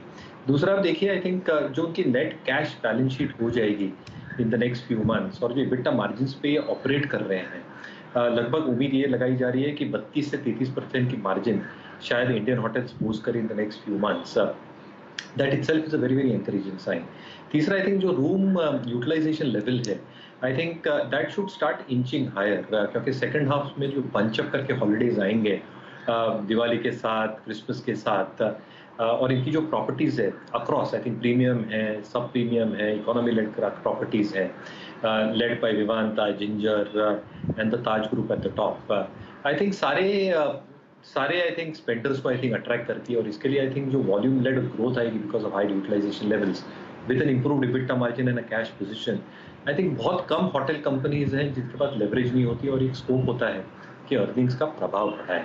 तो कहीं ना कहीं I think strong top line growth, strong earnings growth जो हम ओनिल में देखते हैं मार्केट्स पे इंडिया, ये शायद स्टॉक मेंटेन कर सकता है। तो हमें इंडियन होटल्स काफी पसंद आ रहा है। There can be reasonable move in our opinion in the next few months based on all these factors. Stop loss 252 रुपये पे लगाना चाहिए। क्लियर डिस्क्लेमर, मेरी पर्सनल होल्डिंग है नहीं, बट ये स्टॉक्स क्लाइंट्स को बताया गया, क्लाइंट्स के पास होल्डिंग हो सकती है। जी क्या इंडियन होटल्स, आजकल कॉल देना बड़ा आसान है मयूर जी इस पर, ये एक हॉट फेवरेट है, पर यकीन मानिए जाइए किसी वेबसाइट पर एक रूम बुक करके देखिए, ना दिमाग भरना गया ना अगर आपका तो नाम बदल दीजिएगा। क्या रूम टैरिफ्स हैं। खैर कुछ एक्सटेंडेड वीकेंड्स स्कीम बहुत नज़दीक आ रहे हैं, तो इन स्टॉक्स पे थोड़ा सा आगे जाके नज़र रखेंगे। आशीष, ये एक्सटेंडेड वीकेंड 15 अगस्त वाला तो है, लेकिन उसके बाद जितने भी छुट्टियां हैं ना, दिक्कत ये है, एक पड़ रही है मंगलवार को, एक पड़ रही है गुरुवार को, फिर पड़ रही है मंगलवार को, वो मज़ा ख़राब हो जाता है एक्सटेंडेड वीकेंड वाला। क्यों, देखा आपने, एनालाइज की छुट्टियां, बीएससी लिस्ट ऑफ हॉलिडेज। मेरे को अफसोस होता है छुट्टी, मतलब ऑफिस आना जरूरी है, काम करना जरूरी है। छुट्टी क्या होती है? छुट्टी पता नहीं क्या लॉजिक है, सैटरडे संडे दिया हुआ है, काफी नहीं है क्या? हमारे यहाँ भेल का प्लांट भी नहीं है कोई जहाँ जाके स्टेडियम वीडियम में घूम आए टाइप। घर के पास पहाड़ भी नहीं है कोई जाए, रोड ही है, बस रोड पे घूम लो। और वो उसके लिए ये चंक साहब को क्या नाम है, अपने गडकरी साहब ने रोड भी अच्छी नहीं बनाई हमारे यहाँ पे कि 2 घंटे में पहाड़ पहुंच जाए, 1.5 घंटे में पहाड़ पहुंच जाए। हमारा क्या है, ठीक है कोई बात नहीं, कोई बात नहीं, ये चंक कटवा के रखेंगे। और गाबा सर के जैसे हमारे पास थार भी नहीं के लिए कहीं, और गाबा सर के जैसे थार नहीं है कि मुंबई की रोड में फील दे दे वो एकदम खड़खड़ ऑफ रोडिंग का। क्या करे आदमी छुट्टी में, फिर हम लोग लोकल पकड़ के हमें जाना है 2 स्टेशन आके फिर आ जाना है, इससे ज्यादा क्या करेगा आदमी। डॉक्टर साहब, ये पूरी की पूरी चंक है, निकाल के रख लीजिए, ये अगली बार हम प्ले करेंगे जब महाराज छुट्टी पे जाएंगे, ठीक है? कोई बात नहीं, आपका अभिवादन स्वीकार किया मैंने और आपका रीजन मैंने समझ लिया। मयूर जी कुछ कहना चाहते हैं इसमें, मयूर जी बताइए। अरे नहीं, मैं यही कह रहा था कि गाबा जी को बोलते हैं 2-3 गाड़ियां निकाले सर, पूना का प्लान बनाते हैं और पूना से ही शो करते हैं मिलके। डन। 2-3 गाड़ियां निकालेंगे तो गावा जी फिर 2-3 भर लेंगे। ये तो स्कॉर्पियन बुक नहीं कर रहे क्योंकि गैराज में जगह नहीं है। अच्छा, श्रीकांत चौहान स्क्रीन पे है। श्रीकांत भाई, अच्छा मैं मार्केट मूड आपसे गौच करूं उससे पहले कोई एक बढ़िया ट्रेड वेड हो तो बताइए। बिल्कुल, तो देखिए वैसे मार्केट का मूड काफी और अच्छा हो रहा है, और इट्स अ क्लासिक एग्जांपल। अगर आप देखें तो इस बार एक स्पेसिफिक न्यूज फ्लो जो आया था, चाइना, ताइवान, यूएस से रिलेटेड जो भी न्यूज फ्लो था, एक्चुअली देखा जाए तो उसके ऊपर अच्छा करेक्शन होना चाहिए था, लेकिन इस मार्केट में अगर आप देखें तो लॉन्ग की पोजीशंस बहुत कम है, शॉर्ट की पोजीशंस है, और इसी वजह से मुझे लगता है कि जो मॉर्निंग में जो शायद शॉर्ट हुए थे उसमें भी शॉर्ट कवरिंग चल रही है, और मार्केट ने कल के हाई को क्रॉस किया है, तो एक बार चांस है कि हम 17,500 के लेवल्स को छू सकते हैं। और अगर इसी कॉन्टेक्स्ट में देखें तो आज वैसे लार्ज कैप कंपनीज में उतना दम नहीं है, लेकिन ब्रॉडर मार्केट में अच्छा मोमेंटम बना हुआ है, तो हमें लगता है कि सेंचुरी टेक्सटाइल को करंट लेवल से लॉन्ग करके चले, जो 845 या 50 के करीब ट्रेड कर रहा है। 830 का स्टॉप लॉस रखें। हमें लगता है कि ये स्टॉक 890 से लेकर 900 के लेवल्स दिखा सकता है। तो सेंचुरी टेक्सटाइल को एक लॉन्ग करके चले, और साथ ही साथ हमें लगता है कि अगर किसी और मिड साइज कंपनी के ऊपर फोकस करना है तो गुजरात अल्कली के ऊपर भी एक लॉन्ग पोजीशंस बनाई जा सकती है 795 के करीब। ये स्टॉक हमें लगता है कि 830 835 के लेवल्स दिखा सकता है, और 780 का स्टॉप लॉस हम रख सकते हैं। ओके, आपका सेंचुरी टेक्सटाइल्स पे एक व्यू है। मैं सिर्फ, अगर आप देखें इससे पहले कि कुछ और पहलुओं पे बात करें मैं एक सेक्टर का जिक्र करना चाहूँगा। मैं OI एडिशंस पूरे दिन के नहीं, मैं सिर्फ 130 से लेकर 230 के बीच के OI एडिशंस को देख रहा था। एक बार जरा आप पावर स्पेस लेके आइए। पावर स्पेस में 2.9%, और यकीन मानिए अभी शॉर्ट, देखिए फ्रेश लॉन्ग तो है ही, NTPC में था, पावर ग्रिड में था, लेकिन अब शॉर्ट कवर शुरू हो गया है, यानी OI घटा है, और साथ ही साथ प्राइस बढ़ा है, वो है टोरेंट पावर और टाटा पावर में भी। याद रखिएगा अब फ्रेश लॉन्ग बिल्डअप होते हुए। मानस, टाटा पावर का जिक्र मेरे ख्याल से आपने आजकल में किया भी था, और ये 11 मई से लेकर अब तक की स्लोपिंग डाउनवर्ड ट्रेजेक्टरी को बहुत खूबसूरती से बाइसेक्ट करता हुआ टाटा पावर एट 232.80। आपका प्राइस आउटलुक मानस, कोई ट्रेड नजर आ रहा है क्या आपको? अच्छा, ये चला भी है, ये लगभग आप पिछले 20 मिनटों में देखें तो 230 से 33 तक की जर्नी तय करके आए। Please tick by tick chart लेके आइएगा स्क्रीन पर। मानस आपका ठीक, power finance corporation, Tata power, सारे के सारे काउंटर्स डे हाई पर। आपका टेक मानस? तो देखिए, टाटा पावर पे कल ही मैंने रिकमेंडेशन दिया था, मेरे ख्याल से 227 रुपए के आसपास के भाव थे। कल 100 डे मूविंग एवरेज बीच हुआ था। आज एक प्राइस रेजिस्टेंस है 233-34 के आसपास, उसके पास स्टॉक आने की कोशिश कर रहा है। पैटर्न बहुत पॉजिटिव है, और मेरा समझना ये है कि इस बार ये 233-234 का जो रेंज है, जो रेजिस्टेंस रेंज है, उसको ब्रीच कर जाएगा और 250 की तरफ जाने की कोशिश करेगा। तो एक पोजीशन ट्रेड करंट लेवल्स पे लिया जा सकता है 227 रुपए के स्टॉप लॉस से 242, और उसके बाद 250 रुपए के टारगेट सेट करें। ओके, अच्छा, इस बीच कुछ इंटरेस्टिंग स्टॉक्स पे बातचीत करने के लिए आ गए दोनों के दोनों। हम लोग बात करने वाले थोड़ी देर में क्या चल रहा है, पर उससे पहले, क्योंकि आज सरकारी बैंक बहुत चल रहे हैं, बैंक ऑफ इंडिया के MD और CEO A.K. दास साहब हमारे साथ इस समय जुड़ते हुए अपने तिमाही रिजल्ट्स पे इनसे बातचीत होनी है। और हाईलाइट दास सर इस बार की थी कि बहुत solid loan growth, asset quality में एक सिग्निफिकेंट इंप्रूवमेंट। ये सरकारी बैंक के साथ ये कहना सही है क्या कि वो जो क्लीन अप पार्ट था अब लार्जली खत्म, अब उस क्लीन अप के बाद आगे आने वाला समय बेहतर रहने वाला है सरकारी बैंक्स के लिए, पेन से, उस पेन पीरियड से अब हम गेन की तरफ मूव कर रहे हैं? क्या सरकारी bank as a space trajectory बदल रही है पूरी तरह से? अरे इतना बड़ा सवाल पूछा और वो कनेक्ट ही नहीं है, कनेक्शन टूट, डिस्कनेक्ट हो गया। तो कोई बात नहीं, अगली बार वीरू यारा सवाल पूछेंगे। क्या क्या चल रही है, शुरू कर रहा हूं मैं। डॉक्टर साहब स्ट्रिंग प्ले आउट करिए और दोनों से बातचीत की शुरुआत करनी है, पर वो क्या चल रहा पे जाऊं उसके एक थोड़ा सा बाहर की चीज थोड़ा इंपॉर्टेंट है, उसके बाद मैं दोनों स्टॉक्स पे आता हूं। वो फुटसी की, ये फुटसी क्यों कहते हैं? पहले FTSE है तो उसे फुटसी क्यों कहते हैं? फुटसी ये मतलब शॉर्ट फॉर्म है, जैसे तो FTSE जैसे भेल हो गया, फटसी कुछ FTSE हो गया, सेल हो गया, BHEL तो भेल हुआ, FTSE तो फुटसी का, FUTSE हुआ ना फुटसी। तो ऐसे तो ASHI SHU तो ऐसा कुछ बता दे। तो ये चल रहा है, क्या रीबैलेंसिंग का अपडेट क्या है भाई, क्या होने वाला है? तो रीबैलेंसिंग में काफी सारी इंटरेस्टिंग चीजें हो सकती हैं FTSE में ये टाइम, क्योंकि काफ़ी सारे रेगुलेशंस, नॉर्म्स चेंज हुए हैं काफ़ी सारे स्पेसिफिक स्टॉक्स के लिए। उसके बारे में बाद में बात करते हैं, लेकिन जो पॉसिबल एडिशंस हैं FTSE में उसकी बात करते हैं पहले, क्योंकि बहुत सारे IPOs आए थे रिसेंटली और एलिजिबिलिटी हो गई है। तो 19 अगस्त को FTSE की ये रीबैलेंसिंग अनाउंस होगी और इसकी इफेक्टिव डेट जो है वो होगी 16 सितंबर, यानी जो सितंबर क्वार्टर से रिसेट होता है वो रिसेट हो जाएगा। पॉसिबल इंक्लूजन्स अगर हम बात करें तो ब्रोकरेज का मानना यह है कि मान्यवर एक इंक्लूजन हो सकता है, 115 करोड़ की बाइंग हो सकती है, और ये 8 दिन के जो डिलीवरी वॉल्यूम्स होते हैं क्यूमुलेटिवली उतना बड़ा बाइंग यहाँ आपको आता हुआ दिखाई देगा। ब्लू डार्ट 140 करोड़, पतंजलि यानी कि रुचि सोया, क्योंकि यहाँ फ्री फ्लोट फैक्टर बड़ा है तो 216 करोड़ तक की बाइंग यहाँ देखने को मिल सकती है। देवयानी फूड्स अगेन नया IPO है, एलिजिबिलिटी हो गई है तो 111 करोड़ का बाइंग यहाँ फिगर है। और यहाँ एक इंटरेस्टिंग नाम आपको आपके स्क्रीन पे दिख रहा है जो आज बैंकिंग का सबसे बड़ा गेनर है, बैंक निफ्टी में सबसे ज़्यादा पॉइंट कंट्रीब्यूट कर रहा है, वो है कोटक। और कोटक की बात करें तो इनकी जो FII लिमिट थी लेटेस्ट शेयर होल्डिंग पैटर्न के हिसाब से वो थ्रेशोल्ड के नीचे आ गई है, और क्योंकि वो नीचे आ गई है तो हेडरूम बन गया फिर से एक बार।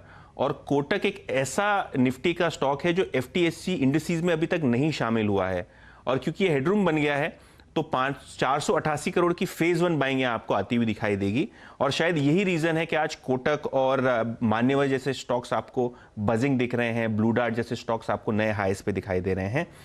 वेट इंक्रीज की बात करें, क्योंकि यहाँ माइग्रेशन हो रहा है ऑल वर्ल्ड इंडेक्स की तरफ, तो इंडियन होटल में लगभग 350 करोड़ की बाइंग दिखेगी।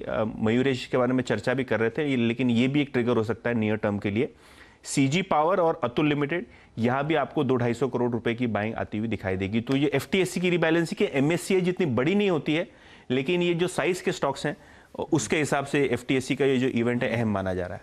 इंटरेस्टिंग। तो रखिए रडार पे 19 अगस्त को शायद यही अनाउंसमेंट्स आपको देखने को मिले। अच्छा, वो क्या चल रहा है, मैं तो आज दो ही चीजें चल रही हैं जो रिटेल देखना चाहता था। एक तो जोमेटो फटा, दूसरा वो यस बैंक चल गया। रिटेल का बड़ा इंटरेस्ट था, बिल्कुल सब बड़ी होप्स आके बैठे हुए थे। यस बैंक चार्ट दिखाइएगा स्क्रीन पे, आज तो 12-13% के आसपास उछाल के साथ यस बैंक कामकाज करता हुआ। क्या चल रहा है? तो काफ़ी सारी चीज़ें चल रही हैं। एक चैनल जो है या न्यूज़ रिपोर्ट्स ये सजेस्ट कर रही हैं कि आदित्य पुरी साहब बोर्ड पे आ जाएंगे, और क्योंकि आदित्य पुरी एसोसिएटेड है कार्लाइल के साथ तो वो नॉमिनेट हो जाएंगे। लेकिन CNBC TV 18 की जो एक्सक्लूसिव खबर अभी चली है वहाँ ये बताया जा रहा है कि एडवेंट श्वेता जालान और कार्लाइल सुनील कौल, ये 2 लोगों को नॉमिनेट कर सकती है येस बैंक के बोर्ड पे, क्योंकि इन्होंने वारंट्स और शेयर्स खरीदे हैं येस बैंक में, जो post conversion of warrants 10-10% stake हो जाएगा। 10% एडवेंट के पास, 10% कार्लाइल के पास। तो यहाँ जो मेन ट्रिगर है आशीष, वो शुरू हुआ पिछले हफ्ते की फंड रेज अनाउंसमेंट में, जहां येस बैंक ने 8,900 करोड़ रुपए यानी रफली $1.1 बिलियन रेज करने की अनाउंसमेंट की। कार्लाइल एडवेंट को ये शेयर बेचेंगे। इक्विटी शेयर लगभग 13.78 यानी लगभग 14 रुपए के आसपास शेयर्स देंगे, और वारंट इश्यू जो है वो 14.82 के हिसाब से यानी लगभग 15 रुपए के भाव पे आपको वारंट कन्वर्ट होते हुए दिखाई देंगे। और पोस्ट कन्वर्जन कार्लाइल के पास 10%, एडवेंट के पास 10%, जैसे कि मैं बता रहा था। और इसके अलावा एडवेंट का एक बोर्ड मेंबर नॉमिनेट किया जा सकता है, कार्लाइल का एक बोर्ड मेंबर नॉमिनेट किया जा सकता है। ऑब्वियसली इसका अप्रूवल जो है वो RBI से आता है, तो ये काफी अहम माना जा रहा है, क्योंकि फंड्स की बहुत सख्त जरूरत थी येस बैंक को आगे की ग्रोथ करने के लिए। इसके अलावा ARC में भी वो अपनी हिस्सेदारी बेचने के लिए जो है प्रपोजल ला रहे हैं। तो काफी सारी चीजें हैं, लेकिन ये जो 9,000 करोड़ रुपए ब्रॉडली येस बैंक ने रेज किए हैं, उससे एक बड़ा ट्रिगर बना है। ऑब्वियसली आदित्य पुरी साहब की न्यूज जो है बोर्ड पे आने की, वो स्पेक्युलेटिव है। काफी सारी न्यूज रिपोर्ट स्पेक्युलेटिव है, क्योंकि अभी तक कोई रियल अप्रूवल RBI से नहीं आया है। लेकिन ऑब्वियसली क्योंकि आप नॉमिनेट करोगे तो अच्छे लोग नॉमिनेट करेंगे। और कार्लाइल की हिस्ट्री रही है, उन्होंने SBI कार्ड्स में निवेश किया जो SBI की सब्सिडरी थी, उन्होंने SBI जनरल इंश्योरेंस में निवेश किया है जो SBI की सब्सिडरी है, और येस बैंक की भी आप बात कर लें तो SBI 49% शेयर होल्डर है। तो इनका जो रिलेशनशिप है SBI के साथ वो काफी लंबा है और काफी अहम माना जाता है, क्योंकि जब एक बड़ा स्टेक होल्डर आपके साथ रहता है तो बहुत इजी होता है और बहुत एफिशिएंटली बोर्ड रन होती है और बहुत एफिशिएंटली आपको शेयर होल्डर रिटर्न बनते हुए दिखाई देते हैं। एटलीस्ट SBI और कार्लाइल की हिस्ट्री है कि जहां भी ये दोनों साथ में हैं वहां अच्छा काम होता है। और अभी तो ये मामला ऐसा हो गया, अमर अकबर एंथनी, तो आपका SBI भी है, आपका एडवेंट भी है और आपका कार्लाइल भी है। तो ये 3-4 लोग जो है ये येस बैंक के पीछे पड़े हुए हैं। शायद आपको यहाँ से थोड़ा बहुत टर्न अराउंड या बेटर परफॉर्मेंस एक्सपेक्टेशन रख सकते हैं। अमर अकबर एंथनी, वो तो हिट थी। मेरे ये भी ये ब्लॉकबस्टर बनेगा क्या? अरे इसमें क्रेडिट तो प्रशांत कुमार साहब को देना चाहिए, जिन्होंने पूरी तरह से कहाँ रेस्क्यू करा और कहाँ अब ये प्लेस होते हुए स्टॉक्स इस कंपनी के बैंक के नजर आ रहे हैं। पर इन लोग के आने से एक स्टैंप ऑफ अप्रूवल मिल गया क्या? भरोसा बन जाता है क्या? Certain extent yes Ashish ji, but I think numbers will do the talking. और जैसे नंबर्स 1-2 क्वार्टर में कंसिस्टेंटली आउट परफॉर्म करेंगे स्ट्रीट एक्सपेक्टेशंस को, तो मुझे लगता है एक total amount of rerating होगी। But as a space interestingly I think हमारे जो ओनियल में एक सेक्टर रोटेशन ग्राफ आता है उसमें आई थिंक बैंकिंग फाइनेंशियल्स एक इंप्रूविंग ट्रेंड में दिख रहा है, और हमें लगता है ये सेक्टर को भूलना नहीं चाहिए। काफी mid cap private banks I think radar पे आ रहे हैं. लार्ज कैप्स में तो है ही बैंक्स लाइक से ICICI bank doing exceptionally well, but mid caps को भी आई थिंक भूलना नहीं चाहिए. I think mid cap private banks can actually out perform in the next few quarters. So I think mid cap private space पे ध्यान देना चाहिए. Not necessarily yes. I think banks like Federal हमें काफी पसंद आ रही है. आप सरकारी बैंकों की जो बात कर रहे थे, I think asset quality में जबरदस्त सुधार है. Provisioning absolutely हो चुकी है 85-90%. तो जो भी रिकवरीज होंगे सीधा बॉटम लाइन पे होंगे. तो selectively leaders in this space, top banks like State Bank, Bank of Baroda एक new RS line hit कर रहा है as per O'Neill methodology. तो selectively this space is looking very very good in my opinion. Bank की बात छेड़ी थी तो बैंक ऑफ इंडिया के एमडी और सीईओ ए के दास साहब फिर से जुड़ते हुए. दास सर हाय, गुड आफ्टरनून. बढ़िया नंबर्स बैंक की तरफ से सर, और उसमें हाईलाइट थी जो बढ़िया लोन ग्रोथ आपने डिलीवर करी. मेरे ख्याल से Q1 में ऑलमोस्ट 15% के आसपास की लोन ग्रोथ. इस क्वार्टर में कहां से मदद मिली? क्या कॉर्पोरेट्स की तरफ से भी अच्छा पिकअप आप लोग देख रहे हो? और फिर ये बचा हुआ FY23 Q1 को देखते हुए किस तरह का आकलन बन रहा है? किस तरह की लोन ग्रोथ, किस तरह की ट्रेजेक्टरी रह सकती है? सबसे पहले तो कहूंगा कि यस 15% ग्रोथ दर्ज किया गया है ये YOY, लेकिन YTD that is Q1Q the growth % हुआ है. और ये जो 15% ग्रोथ हुआ है उसका श्रेय जाता है ज्यादातर 65% ओवरसीज मार्केट में लोन एक्सपेंशन हुआ है. और डोमेस्टिक एरिना में जो ग्रोथ रेट रहा है वो 9% रहा है. तो यही ग्रोथ रेट जो रहा है उसमें कॉर्पोरेट में जो आना चाहिए था अभी तक आया नहीं है. जितना भी ग्रोथ हुआ है डोमेस्टिक एरिना में वो जैसे हमारा रिटेल में 22%, एग्रीकल्चर में 16% और थोड़ा कम MSME में 8% ग्रोथ हुआ है. तो उसके साथ साथ कॉर्पोरेट सेगमेंट में थोड़ा अभी तो संकेत मिला है. हमारा सैंक्शन करीब 8,000 करोड़ का था, में अभी करीब 12,000 करोड़ का और प्रोसेस में है. तो जो हमको क्रिटिकल मास मिलना चाहिए था कॉर्पोरेट सेगमेंट से अभी तक मिला नहीं, लेकिन Q2 से मुझे लगता है उसमें थोड़े बहुत सुधार देखने को मिलेगा हमको. तो मेरा तो वही था 8 से 10% का ग्रोथ. इस बार डोमेस्टिक में हमने 9% का ग्रोथ दिखाया है, हालांकि ग्लोबल 15% बढ़ा है YOY. मैं वही मेंटेन करूंगा 8 से 10%. थोड़ा सा उससे ऊपर जा सकता है depending on the scheme of developments in the current quarter and the subsequent quarters. Okay Das sahab, ये जो आगे की ग्रोथ की बात कर रहे हैं और आपने जो बात कही कॉर्पोरेट सेगमेंट में थोड़ा सा अगर आप देखें नंबर्स सुधार सकते हैं, ये आगे की ग्रोथ किस NIMs की ट्रेजेक्टरी में आएगी? NIMs किस ट्रेजेक्टरी में आप देख रहे हैं? और क्या डिपॉजिट्स जो रेट बढ़े हैं उसका NIMs पे इम्पैक्ट आने वाले 2-3 क्वार्टर्स में विजिबल रहेगा? और एक और चीज़ इसमें अगर आप जोड़ते हुए बोल पाए, अगर स्पष्ट कर पाए, एग्जैक्टली कासा किस ट्रेजेक्टरी में है आपका इस वक्त? मेरा कासा में करीब ईयर ऑन ईयर 2.5% का ग्रोथ हुआ है. हालांकि मार्च के मुकाबले करंट बढ़ा है, सेविंग्स थोड़ा कम हुआ है. हम सबको मालूम है कोविड के टाइम में obviously the pent up demand की तो हम बात करते थे, अभी थोड़ा उसमें विड्रॉल दिख रहा है. बट कासा रेशियो हमारा 44.7% है, जो कि one of the highest if not the highest. That is number 1. Number 2, आपने कहा कि deposit repricing, asset repricing, economic variables with lag effect तो आते ही है. हमारा 37% करीब हमारा जो अकाउंट्स है they are external benchmark linked. तो उनमें थोड़ा बहुत तो थोड़ा सुधार हमको देखने को मिला इनकम में, पर वो पर्याप्त नहीं है. तो इसीलिए हमारा जो ग्लोबल जो निम है वो 2.55 है और जो डोमेस्टिक निम है वो 2.88 है. हमारा ये मानना है कि जब ये डिपॉजिट रेट में भी रिप्राइसिंग होगी विथ लैग, हम लोग के लिए एक काम ये बाकी रहेगा कि डोमेस्टिक एरिना को कैसे और स्ट्रेंथन करें और मजबूत करें. हम लोग MSME सेक्टर पे ज्यादा जोर दे रहे हैं एंड जो क्रिटिकल मास मिलेगा हमको कॉर्पोरेट सेगमेंट से ही मिलेगा, तभी लोन में थोड़ा सिग्निफिकेंट ग्रोथ हमको देखने को मिलेगा. सो करंट ईयर में मैं मानता हूँ निम को 2.9 डोमेस्टिक पे मेंटेन करना ही बड़ी बात है. तो हमें उम्मीद है हम उसको मेंटेन कर पाएंगे. और ग्लोबल निम जो कि 2.55 है, हमारा लक्ष्य उसको कम से कम 2.75 तक लेके जाने के लिए. तो this is the guidance. Thank you so much जुड़ने के लिए, बढ़िया नंबर्स. इस बीच IDFC लिमिटेड का स्टॉक स्क्रीन पे दिखाइएगा. अभी टिकर टीम अपडेट दे रही थी कि कंपटीशन कमीशन ऑफ इंडिया से CCI से अप्रूवल आ गया है IDFC AMC के विनिवेश को लेकर. स्टॉक एकदम से खबर आते से ही उछाल दिखाना शुरू करता हुआ. मानस एक बार क्विकली चार्ट चेक देंगे. IDFC लिमिटेड 4-4.5% ऊपर इस खबर के चलते. आईडीएफसी लिमिटेड में हमने कल ही ब्रेकआउट देखा था, जब 56 रुपए के ऊपर के भाव देखने को मिले थे।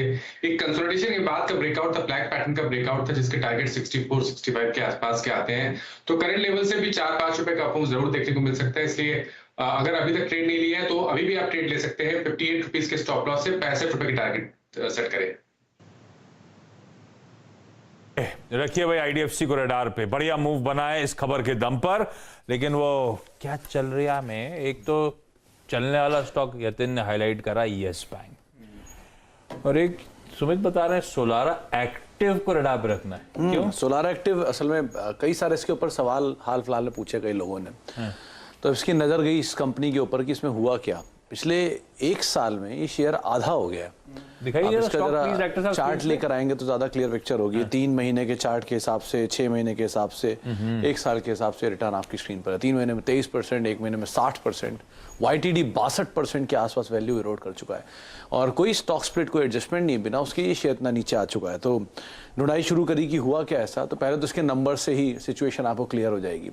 इसके नंबर की ट्रेजेक्ट्री में पिछले 5 क्वार्टर के मैंने प्रॉफिट के नंबर देखे हैं, और 5 क्वार्टर में एक डिक्लाइनिंग ट्रेंड ही आपको दिखाई पड़ेगा मुनाफे के अंदर।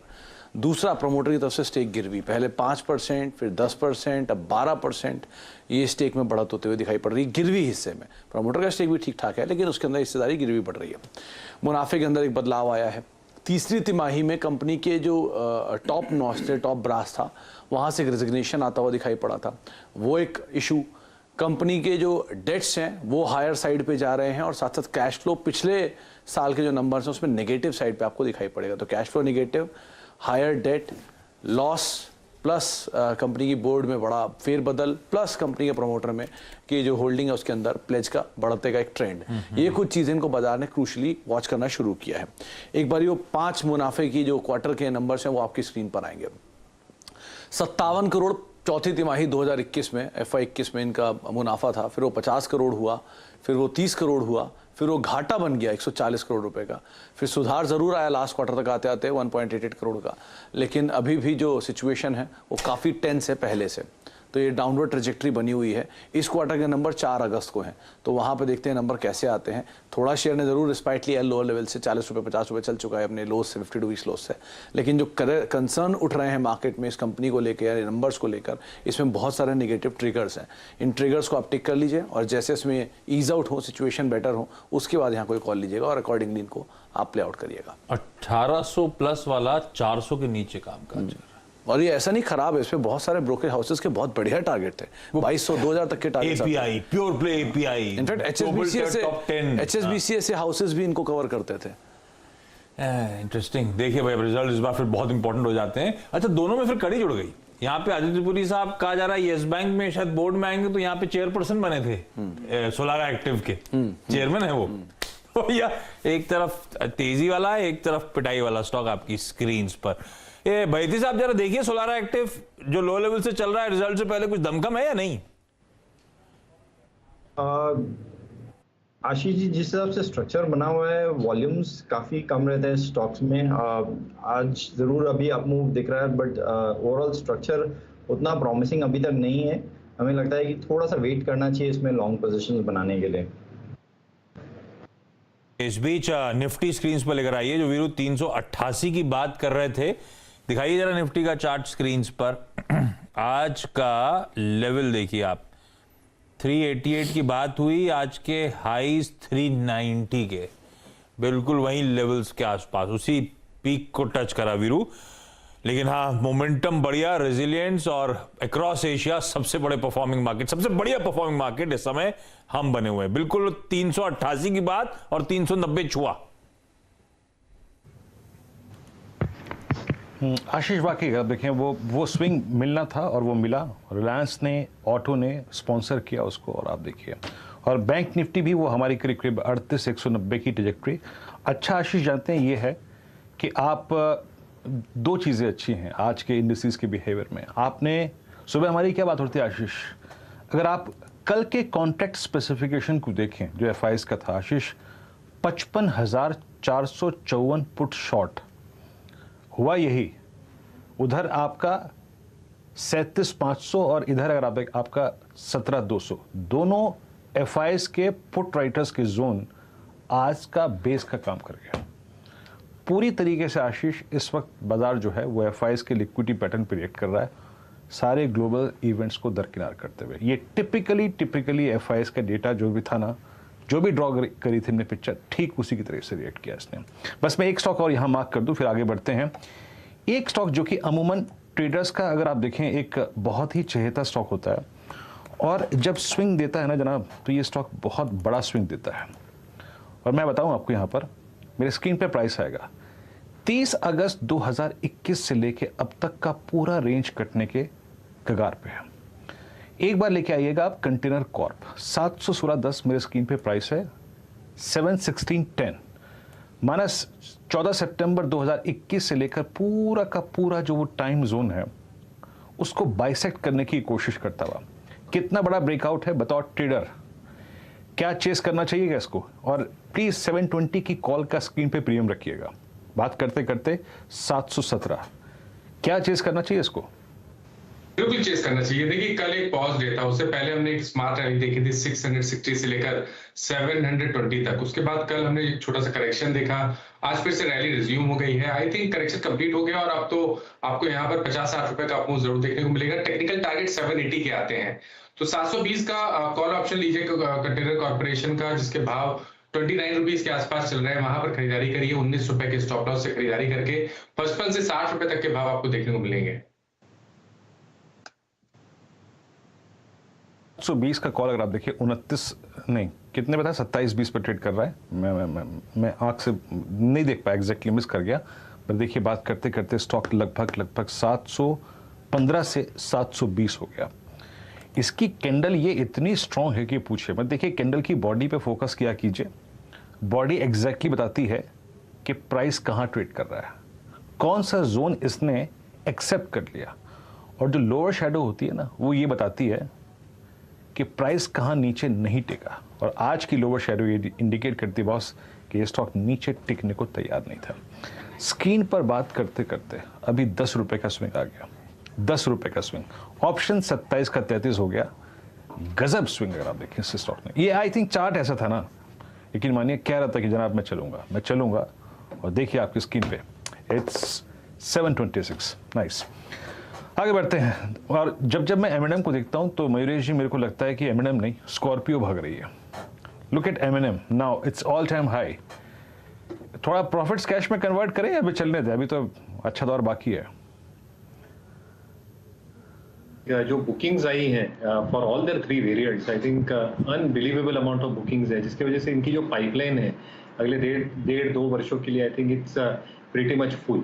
दूसरा हम देखें, आई थिंक जो इनपुट कॉस्ट है वो अच्छी खासी कम हो रही है, ना सिर्फ M&M के लिए, पूरे ऑटो यूनिवर्स के लिए। तो जो इनपुट कॉस्ट का एक डिफ्लेशनरी ट्रेंड होगा वो Q3 से दिखने लग जाएगा। तीसरा, आई थिंक काफी लोग यही मान के चल रहे हैं सेमीकंडक्टर इश्यूज और जो मैनेजमेंट कॉन्कॉल्स पे हम पढ़ और सुन रहे हैं इज लार्जली बिहाइंड अस, और ये सारे इंप्रूवमेंट्स दर्शा रहे हैं in terms of better volume numbers going forward. और फोर्थ, जो एग्जिस्टिंग पाइपलाइन पे है, मुझे लगता है जो वैल्यूएशन स्टैकअप आप करते हैं, I think it's still reasonably valued.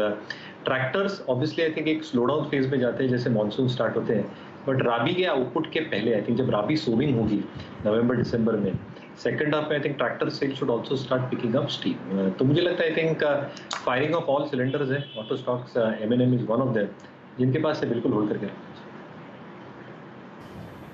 जी। और वो कॉल जो थी याद रखिएगा कॉनकोर की 27 की 37 स्क्रीन पे हो गई। ये था क्लोजिंग का ट्रेड, अच्छा ग्रिप नजर आ रहा था मुझे उस पर, तो ये चला। Let's bring Asian paints now. तेरा प्लीज डायरेक्टर साहब प्लीज ब्रेंट भी रखिएगा स्क्रीन पे।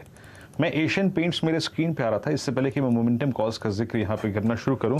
लेट्स चेक एशियन पेंट्स क्या कर रहा है। 3400 को स्ट्राइक करता हुआ क्या गजब की कैंडल बनी हुई।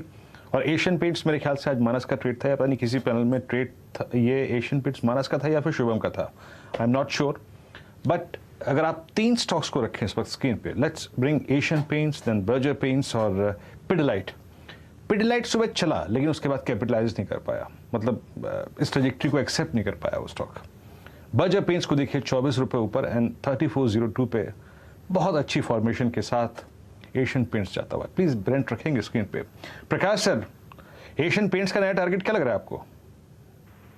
एशियन पेंट्स का टारगेट वेल मुझे लगता है कि एशियन पेंट्स का जो टारगेट है अच्छा मोमेंटम है, 3400 पे चल रहा है।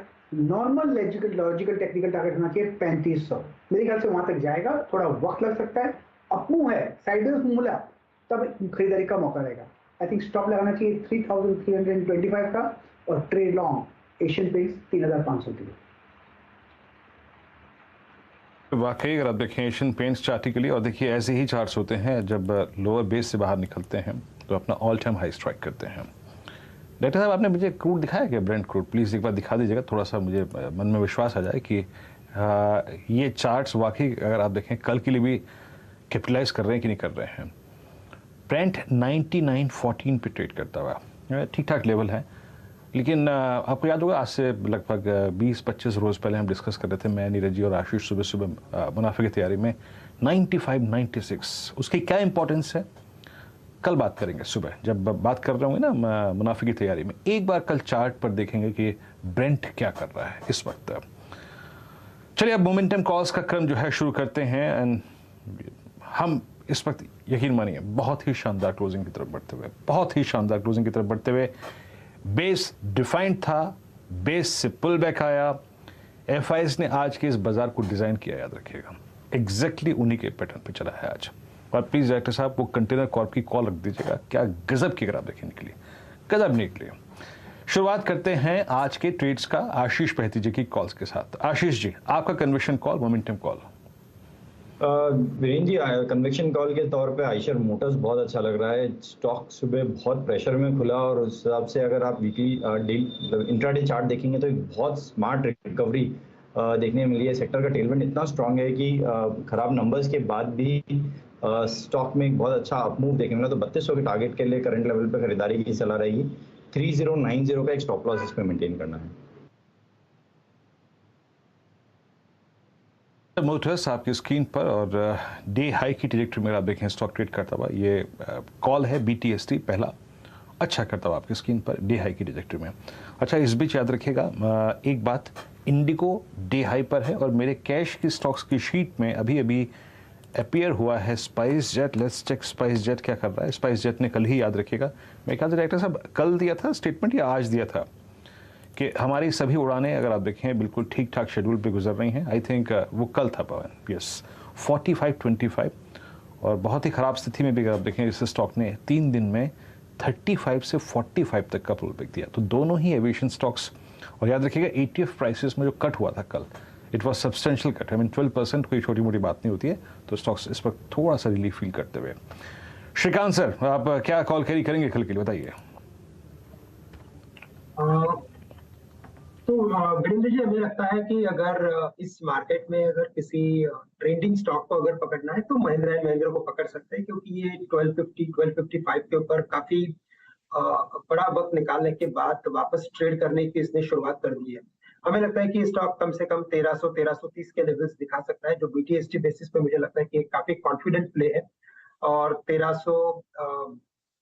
1225 का हम स्टॉप लॉस रख सकते हैं करंट लेवल से इसे लॉन्ग करने के लिए। तो 1255 में लॉन्ग करें, 1225 का स्टॉप लॉस रखें, 1330 के टारगेट के लिए महिंद्रा एंड महिंद्रा को लॉन्ग करके चल सकते हैं। अच्छा एक बताइए श्रीकांत जी, ये स्कॉर्पियो एन में आपने देखी उसको, बैठे आप उस गाड़ी में, टेस्ट राइड ली थी क्या? नहीं, टेस्ट ड्राइव तो लेना बाकी है, लेकिन बिल्कुल मैंने वो हमारे इधर जो शोरूम है साउथ बॉम्बे में उसे जाके देखा है मैंने। It's a fantastic car. अगर आप देखें तो जो रिव्यू मुझे मेरे फ्रेंड्स के लोगों के फ्रेंड्स दोस्तों के पास से मिला है, वो ये बता रहे हैं कि अगर फॉर्च्यूनर अगर लेना है तो फॉर्च्यूनर लेने से बेटर है कि ये स्कॉर्पियो ले। फॉर्च्यूनर के लिए 50 लाख रुपए देने से बेटर है कि 25 लाख रुपए में टॉप एंड स्कॉर्पियो मिल रही है। वाकई बिल्कुल सही कह रहे हैं आप। गाड़ी टक्कर की बनाई है फॉर्च्यूनर के और प्राइस आधा है और मेरे ख्याल से चौड़ी है ये। आई मीन फॉर्च्यूनर से भी अगर आप देखें कुछ मिलीमीटर चौड़ी है, तो बाकी गाड़ी को अच्छा रिस्पांस मिला है। 1 लाख बुकिंग, 18,000 करोड़ रुपए, दैट्स ह्यूज। 2 कॉल हो गई जनाब और चलते हैं अब मानस जी के पास। मानस जी बताइए आपका ट्रेड क्या होगा? देखिए, मेरी जो पसंद थी वो तो हनीवेल ऑटोमेशन थी, लेकिन वो काफी ज्यादा प्राइस का स्टॉक है, इसलिए वहां पर अवॉइड करेंगे। लेकिन ट्रेंड बहुत पॉजिटिव है। ध्यान रखिए, स्टॉक में आई थिंक 43,500 तक के भाव देखने को मिल सकते हैं। लेकिन अगर एक ट्रेड लेना होगा हनीवेल ऑटोमेशन के अलावा, तो ग्रेनुअल्स पे ध्यान दीजिए। देखिए, ये करीब 15 सेशन से ग्रेनुअल्स कंसोलिडेट हो रहा है। 200 डे मूविंग एवरेज के ऊपर का कंसोलिडेशन है, फ्लैग पैटर्न बन रहा है और अब स्टॉक तैयार है फ्लैग पैटर्न के ब्रेकआउट के लिए। तो ग्रेनुअल्स में करंट लेवल्स पे खरीदारी करेंगे 305 रुपए के स्टॉप लॉस से 324 रुपए के टारगेट के लिए। और यहाँ पर ऑप्शन भी ट्रेड कर सकते हैं। 320 का कॉल ऑप्शन लीजिए, जो कि 11 रुपए के आसपास ट्रेड कर रहा है। 8 रुपए के स्टॉप लॉस से 17 रुपए की टारगेट सेट करिए। जी हाँ, तो ग्रेनुअल्स आपकी अगर आप देखें कॉल भी है और आपकी स्क्रीन पे 311.80 पे ट्रेड करता हुआ। Nifty again crossing and touching day highs 17,363। और जो 2 बजे हमारी बात हुई थी नीरज जी के साथ, आशीष के साथ, फाइनेंस करेगा इस पूरे मूव को banking and auto. Look at M&M, look at TVS Motors now at day high. Maruti का आपने अगर आप देखें वो जो ड्रीम रन था 2 बजे 150-200 रुपये का देखा है, गजब का मूल्य है। Look at auto. आज पूरे दिन जरा ऑप्शंस पर नजर रखा करिए जब बतौर ट्रेडर। लगभग 1:15 से लेकर 2 बजे के बीच में ऐसे प्रीमियम्स में ब्रेकआउट था इंट्राडे कि पूछिए मत। खैर, प्रकाश सर, आपका कन्विक्शन कॉल क्या रहेगा? कन्विक्शन कॉल कल के लिए है महानगर गैस लिमिटेड MGL। अब ट्रेड कर रहा है 787 पर। 780 का स्टॉप लगाइए बस। मुझे लगता है 800 की तरफ जा रहा है, मैटर ऑफ टाइम। महानगर गैस लिमिटेड MGL आपका कन्विक्शन कॉल है। और यहाँ पे आपको जरा मैं आई थिंक अभी तो नहीं देखा मैंने, बट इसका MGL का मुझे OI एडिशन कुछ देर पहले मार्क हुआ था और ये मेरे ख्याल से आज अपना क्रॉस कर रहा था 100 day exponential moving average. Yes, 100 day exponential moving average इसने क्रॉस किया। बड़ी अच्छी स्पॉटिंग है। याद रखिएगा, इस ट्रेड की जो डेफिनेशन है, इस ट्रेड का जो प्रॉपर्टी है, it's coming out of base. ये बेस से बाहर निकल रहा है। ये रिवॉर्ड ज़्यादा रखता है, रिस्क कम रखता है। मेरे जी, आप क्या कैरी करेंगे बताइए? आपसे M&M तो मैंने पूछ लिया और बाकी स्टॉक्स भी पूछ लिए। इंडियन होटल्स आपने शुरू में जिक्र किया था। अब आप देखिए, मार्केट्स हायर लेवल्स पे सस्टेन होने की टेंडेंसी रिफ्लेक्ट कर रहे हैं, बहुत स्ट्रांगली रिफ्लेक्ट कर रहे हैं। आप बताइए क्या कैरी करेंगे? नहीं तो हमारे ट्रेडर्स में टीम को हालांकि BTST नहीं है, थोड़ा पोजिशनल ट्रेड हो सकता है इस पर ट्रेडर्स में। आई थिंक सिप्ला काफी पसंद आ रहे हैं उनको। आई थिंक नतीजे एक तो शानदार थे, दूसरा इनकी कमेंट्री बहुत लाजवाब थी। South African operation specifically I think turn around होंगे अगले तिमाही से, इनका मानना है। US फॉर्मुलेशंस $155 मिलियन पे मेंटेन होने की उम्मीद कर रहे हैं और EBITDA मार्जिन 21-22% के आसपास मिनिमम मेंटेन करने की चेष्टा रखते हैं, with R&D spend at around 5-5.5%। Net cash balance sheet है। 71 एप्लीकेशंस जो हाई एंड एप्लीकेशन है वो पेंडिंग है। जो इनका high and respiratory complex inhalation drug है और जो पेप्टाइड्स के बिजनेस में है, आई थिंक ये दोनों हाई मार्जिन बिजनेसेस हैं जो आई थिंक अच्छी तरह से आई थिंक लॉन्च भी होंगे और परफॉर्म भी करेंगे सेकंड हाफ में और अगले 2 सालों के लिए सिप्ला के लिए। तो सिप्ला एक ट्रेडर्स पे टीम को अच्छा लग रहा है from a positional trade perspective. 1100 के आसपास लक्ष्य, 955-960 का स्टॉप लॉस। सिप्ला और अर्निंग सीजन में याद रखिएगा, फार्मा स्पेस में सिप्ला का जो कल का मॉर्निंग का बिहेवियर था वो वाकई काफ़ी अच्छा था। और कल की जो हायर शैडो क्रिएट हुई थी वो काफ़ी वाइल्ड थी। देखिए, अमूमन क्या होता है कि रिजल्ट के देखिए हुआ क्या था, एक दिन पहले ये स्टॉक क्लोज हुआ था करीब 973 के आसपास। रिजल्ट आया, सुबह स्टॉक निकल गया और इंट्राडे में 1030 तक का स्विंग देके आया, फिर थोड़ा सेटल हो गया। क्यों? क्योंकि हायर लेवल से थोड़ी बहुत जो प्रॉफिट बुकिंग आई थी और आज फिर ओवरशूट करता हुआ कल की बॉडी के ऊपर क्लोज होता हुआ। That's good. मेरी स्क्रीन पे मारुति भी अपीयर हुआ था। मारुति क्या कर रहा है जनाब? और एक सेकंड बस चेक ले लेते हैं। यहाँ पे मारुति क्लोज हो रहा है 9172 पे। दैट मीन्स मारुति जनाब 21 अगस्त 2018 के बाद अब तक के सबसे सर्वोच्च लेवल्स पे। ये वो दौर था, सितंबर अक्टूबर 2018 को याद रखिएगा, ये वो दौर था जब मारुति अपने करियर के सबसे हाईएस्ट लेवल पे ट्रेड किया करता था। और 2017-16 के अंत में जब वो रैली शुरू हुई थी उसका अंतिम पड़ाव था और पहली बार ब्रेकडाउन आया था 17 सितंबर को मारुति में 200 डेमा ब्रीच हुआ था और उन जोन्स को आज काट रहा है। तो बदले सूरत हाल में आपने आज मारुति की मैनेजमेंट को देखा भी होगा हमारे यहाँ, क्या गजब है आप देखिए। और याद रखिएगा, फिर कह रहा हूँ, जाके शुक्रवार का CNBC आवाज़ का प्रेजेंटेशन देखिएगा, ये क्लियरली डेटा में रिफ्लेक्टेड था, मेंशन था, टॉप रोल ओवर लेके गया था ये स्टॉक। आगे बढ़ते हैं, चलिए एक दो स्टॉक्स को और मार्क कर लेते हैं, फिर थोड़ा सा देखेंगे कि एग्जैक्टली ब्रेथ कैसे रही मार्केट की। जरा प्लीज़ आप लेके आइएगा जरा मार्केट ब्रेथ, और लेके आइएगा जरा कि लॉन्ग्स और शॉर्ट का कॉम्बिनेशन क्या है। अगर हम 17,326 की ट्रेजेक्टरी में क्लोज हो रहे हैं तो ब्रेथ कैसी थी, शॉर्ट कितने बने, लॉन्ग कितने बने, शॉर्ट कवर कितने में हुआ या फिर लॉन्ग अनवाइंडिंग कितने में हुई, उस डेटा को देखना काफ़ी ज़रूरी है। डॉक्टर साहब तैयार हो तो प्लीज़ स्क्रीन पर रखिएगा, देख लेते हैं एक बार जरा। अभी देरी है तो बताइएगा मेरे को, लेकिन हाँ इंडिसेस जो है आपकी स्क्रीन पे 17,326 पर। ओके, अब आपकी स्क्रीन पे आएगा, थोड़ा सा आप देखिए, ये डेटा भारी होता है तो स्क्रीन पे आने में हल्का सा वक्त लगता है। और ये लॉन्ग बिल्डअप मेरे ख्याल से सुबह की तुलना में फिर भी काफ़ी ठीक ठाक है। सुबह की तुलना में सुबह 71 लॉन्ग्स थे और अंतिम पड़ाव तक आते आते 88 longs. Bank of Baroda, Oracle financials, IDFC, Aurobindo pharma, Berger paints, यहाँ पे लॉन्ग क्रिएट हुआ। शॉर्ट कवर हुआ कैनरा बैंक में, आज सरकारी बैंकों में, M&M में। अच्छा, M&M को शॉर्ट किसने किया मुझे समझ में नहीं आ रहा है। 7% ऊपर IOC, हनीवेल, चोला इन्वेस्ट, ये कुछ कंपनी जहाँ पे आज शॉर्ट कवर हुआ। आगे बढ़ते हैं, 73 अगर शॉर्ट बिल्डअप हुए तो वहाँ वो कौन सा स्पेस था, वो कौन सा, अगर आप देखें जो चंक था जो आज शॉर्ट विटनेस कर रहा था। आगे देखते हैं लॉन्ग अनवाइंडिंग में, पहले max financials, Birla soft, mid cap IT में, ओबरा रियल्टी में, वेदांता में, लॉरस लैब में, और शॉर्ट बिल्डअप हुआ एस्कॉर्ट्स कबूटा में। नंबर्स काफ़ी अगर आप देखिए ख़राब थे। First source, mid cap IT में, देन UPL अपना वो जो रिजल्ट्स के बाद स्ट्रॉन्ग मूव आया था वो सारा सिंक हो गया, कल आया था। अशोक लेलैंड और गेल, ये कुछ ऐसे कंपनीज जहाँ पर शॉर्ट आज देखे गए।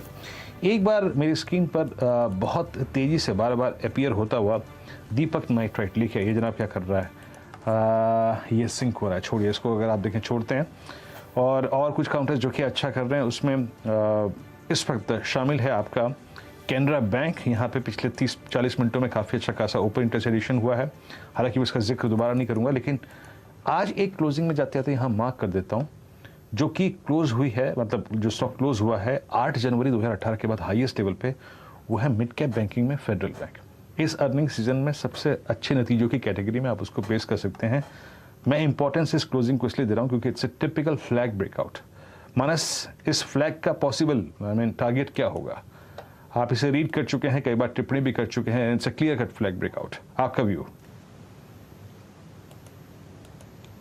देखिए, कैनरा बैंक की जहां तक बात है, यहाँ पर ट्रेंड तो बहुत पॉजिटिव बन गया है। एक ब्लैक पैटर्न का ब्रेकआउट है जिसके टारगेट 250 रुपए के आसपास आते हैं, तो करंट लेवल से भी 17-18 रुपए का अप देखने को मिलेगा। आई थिंक पोजीशन ट्रेड लेना चाहिए, करंट लेवल्स पे खरीदारी करिए।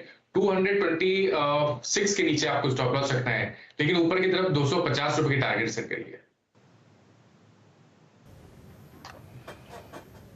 250 तक के अगर आप देखें टारगेट रख सकते हैं, और कैनरा बैंक और फेडरल बैंक दोनों ही स्टॉक्स आपकी स्क्रीन पर। निफ्टी अगर आप देखें हायर लेवल से रिट्रेस हुआ है, एक न्यूट्रल क्लोजिंग की तरफ बढ़ता हुआ। Let's bring Dow Jones futures. Dow Jones futures क्या कर रहे हैं, थोड़ा सा देखिए इंप्रेशन उसका पड़ेगा ही। डाउ जोन्स फ्यूचर्स जो हैं वो जनाब ट्रेड कर रहे हैं 150 अंक नीचे। ओके, तो यहाँ पे इसका थोड़ी सी अगर आप देखें, इसकी शिवरिंग, इसकी थोड़ी सी अगर आप देखें तो इम्पैक्ट आपको क्लोजिंग पर नजर आ रहा है। वो डे ट्रेडर्स जो होते हैं वो प्रॉफिट्स और कैश में कन्वर्ट करके जाते हुए। S&P फ्यूचर्स 25 अंक नीचे और नेस्डैक फ्यूचर्स भी ट्रिम होकर ट्रेड करते हुए। और यूरोपियन मार्केट्स में आप देखें तो कैक करीब 0.5% नीचे, डेक्स लगभग 87 अंक नीचे, और फुट्सी अगर आप देखें करीब फ्लैट ट्रेड करता हुआ। कोई बहुत अगर आप देखें नेगेटिव रुझान यहाँ पे यूरोपियन मार्केट्स में नहीं है, पर हमारी क्लोज याद रखिएगा बहुत ही तर्कसंगत लॉजिकल हो रही है, और ना हम कोलैप्स हुए, ना हमने 17,200 के जोन को वॉलेट हुआ, ना हम वीकली कॉन्ट्रैक्ट में जो सबसे बड़े कॉल राइटर्स का जोन है 17,400 और 17,500 उसके नज़दीक क्लोज हो रहे हैं। तो बाजार अपनी ट्रेजेक्ट्री को हायर लेवल्स पे मेंटेन करके चलता हुआ। निफ्टी बैंक अगर आप देखें आखिरी के 10-15 मिनट में थोड़ा सा कोलैप्स हुआ है। और श्रीकांत, इस क्लोजिंग को आप कैसे मानेंगे? अगर मान लीजिए ये क्लोज 17,280 और 320 के ट्रेजेक्ट्री के बीच में आ रहा है, टेक्निकली इस क्लोजिंग को आप कैसे डिफाइन करेंगे श्रीकांत?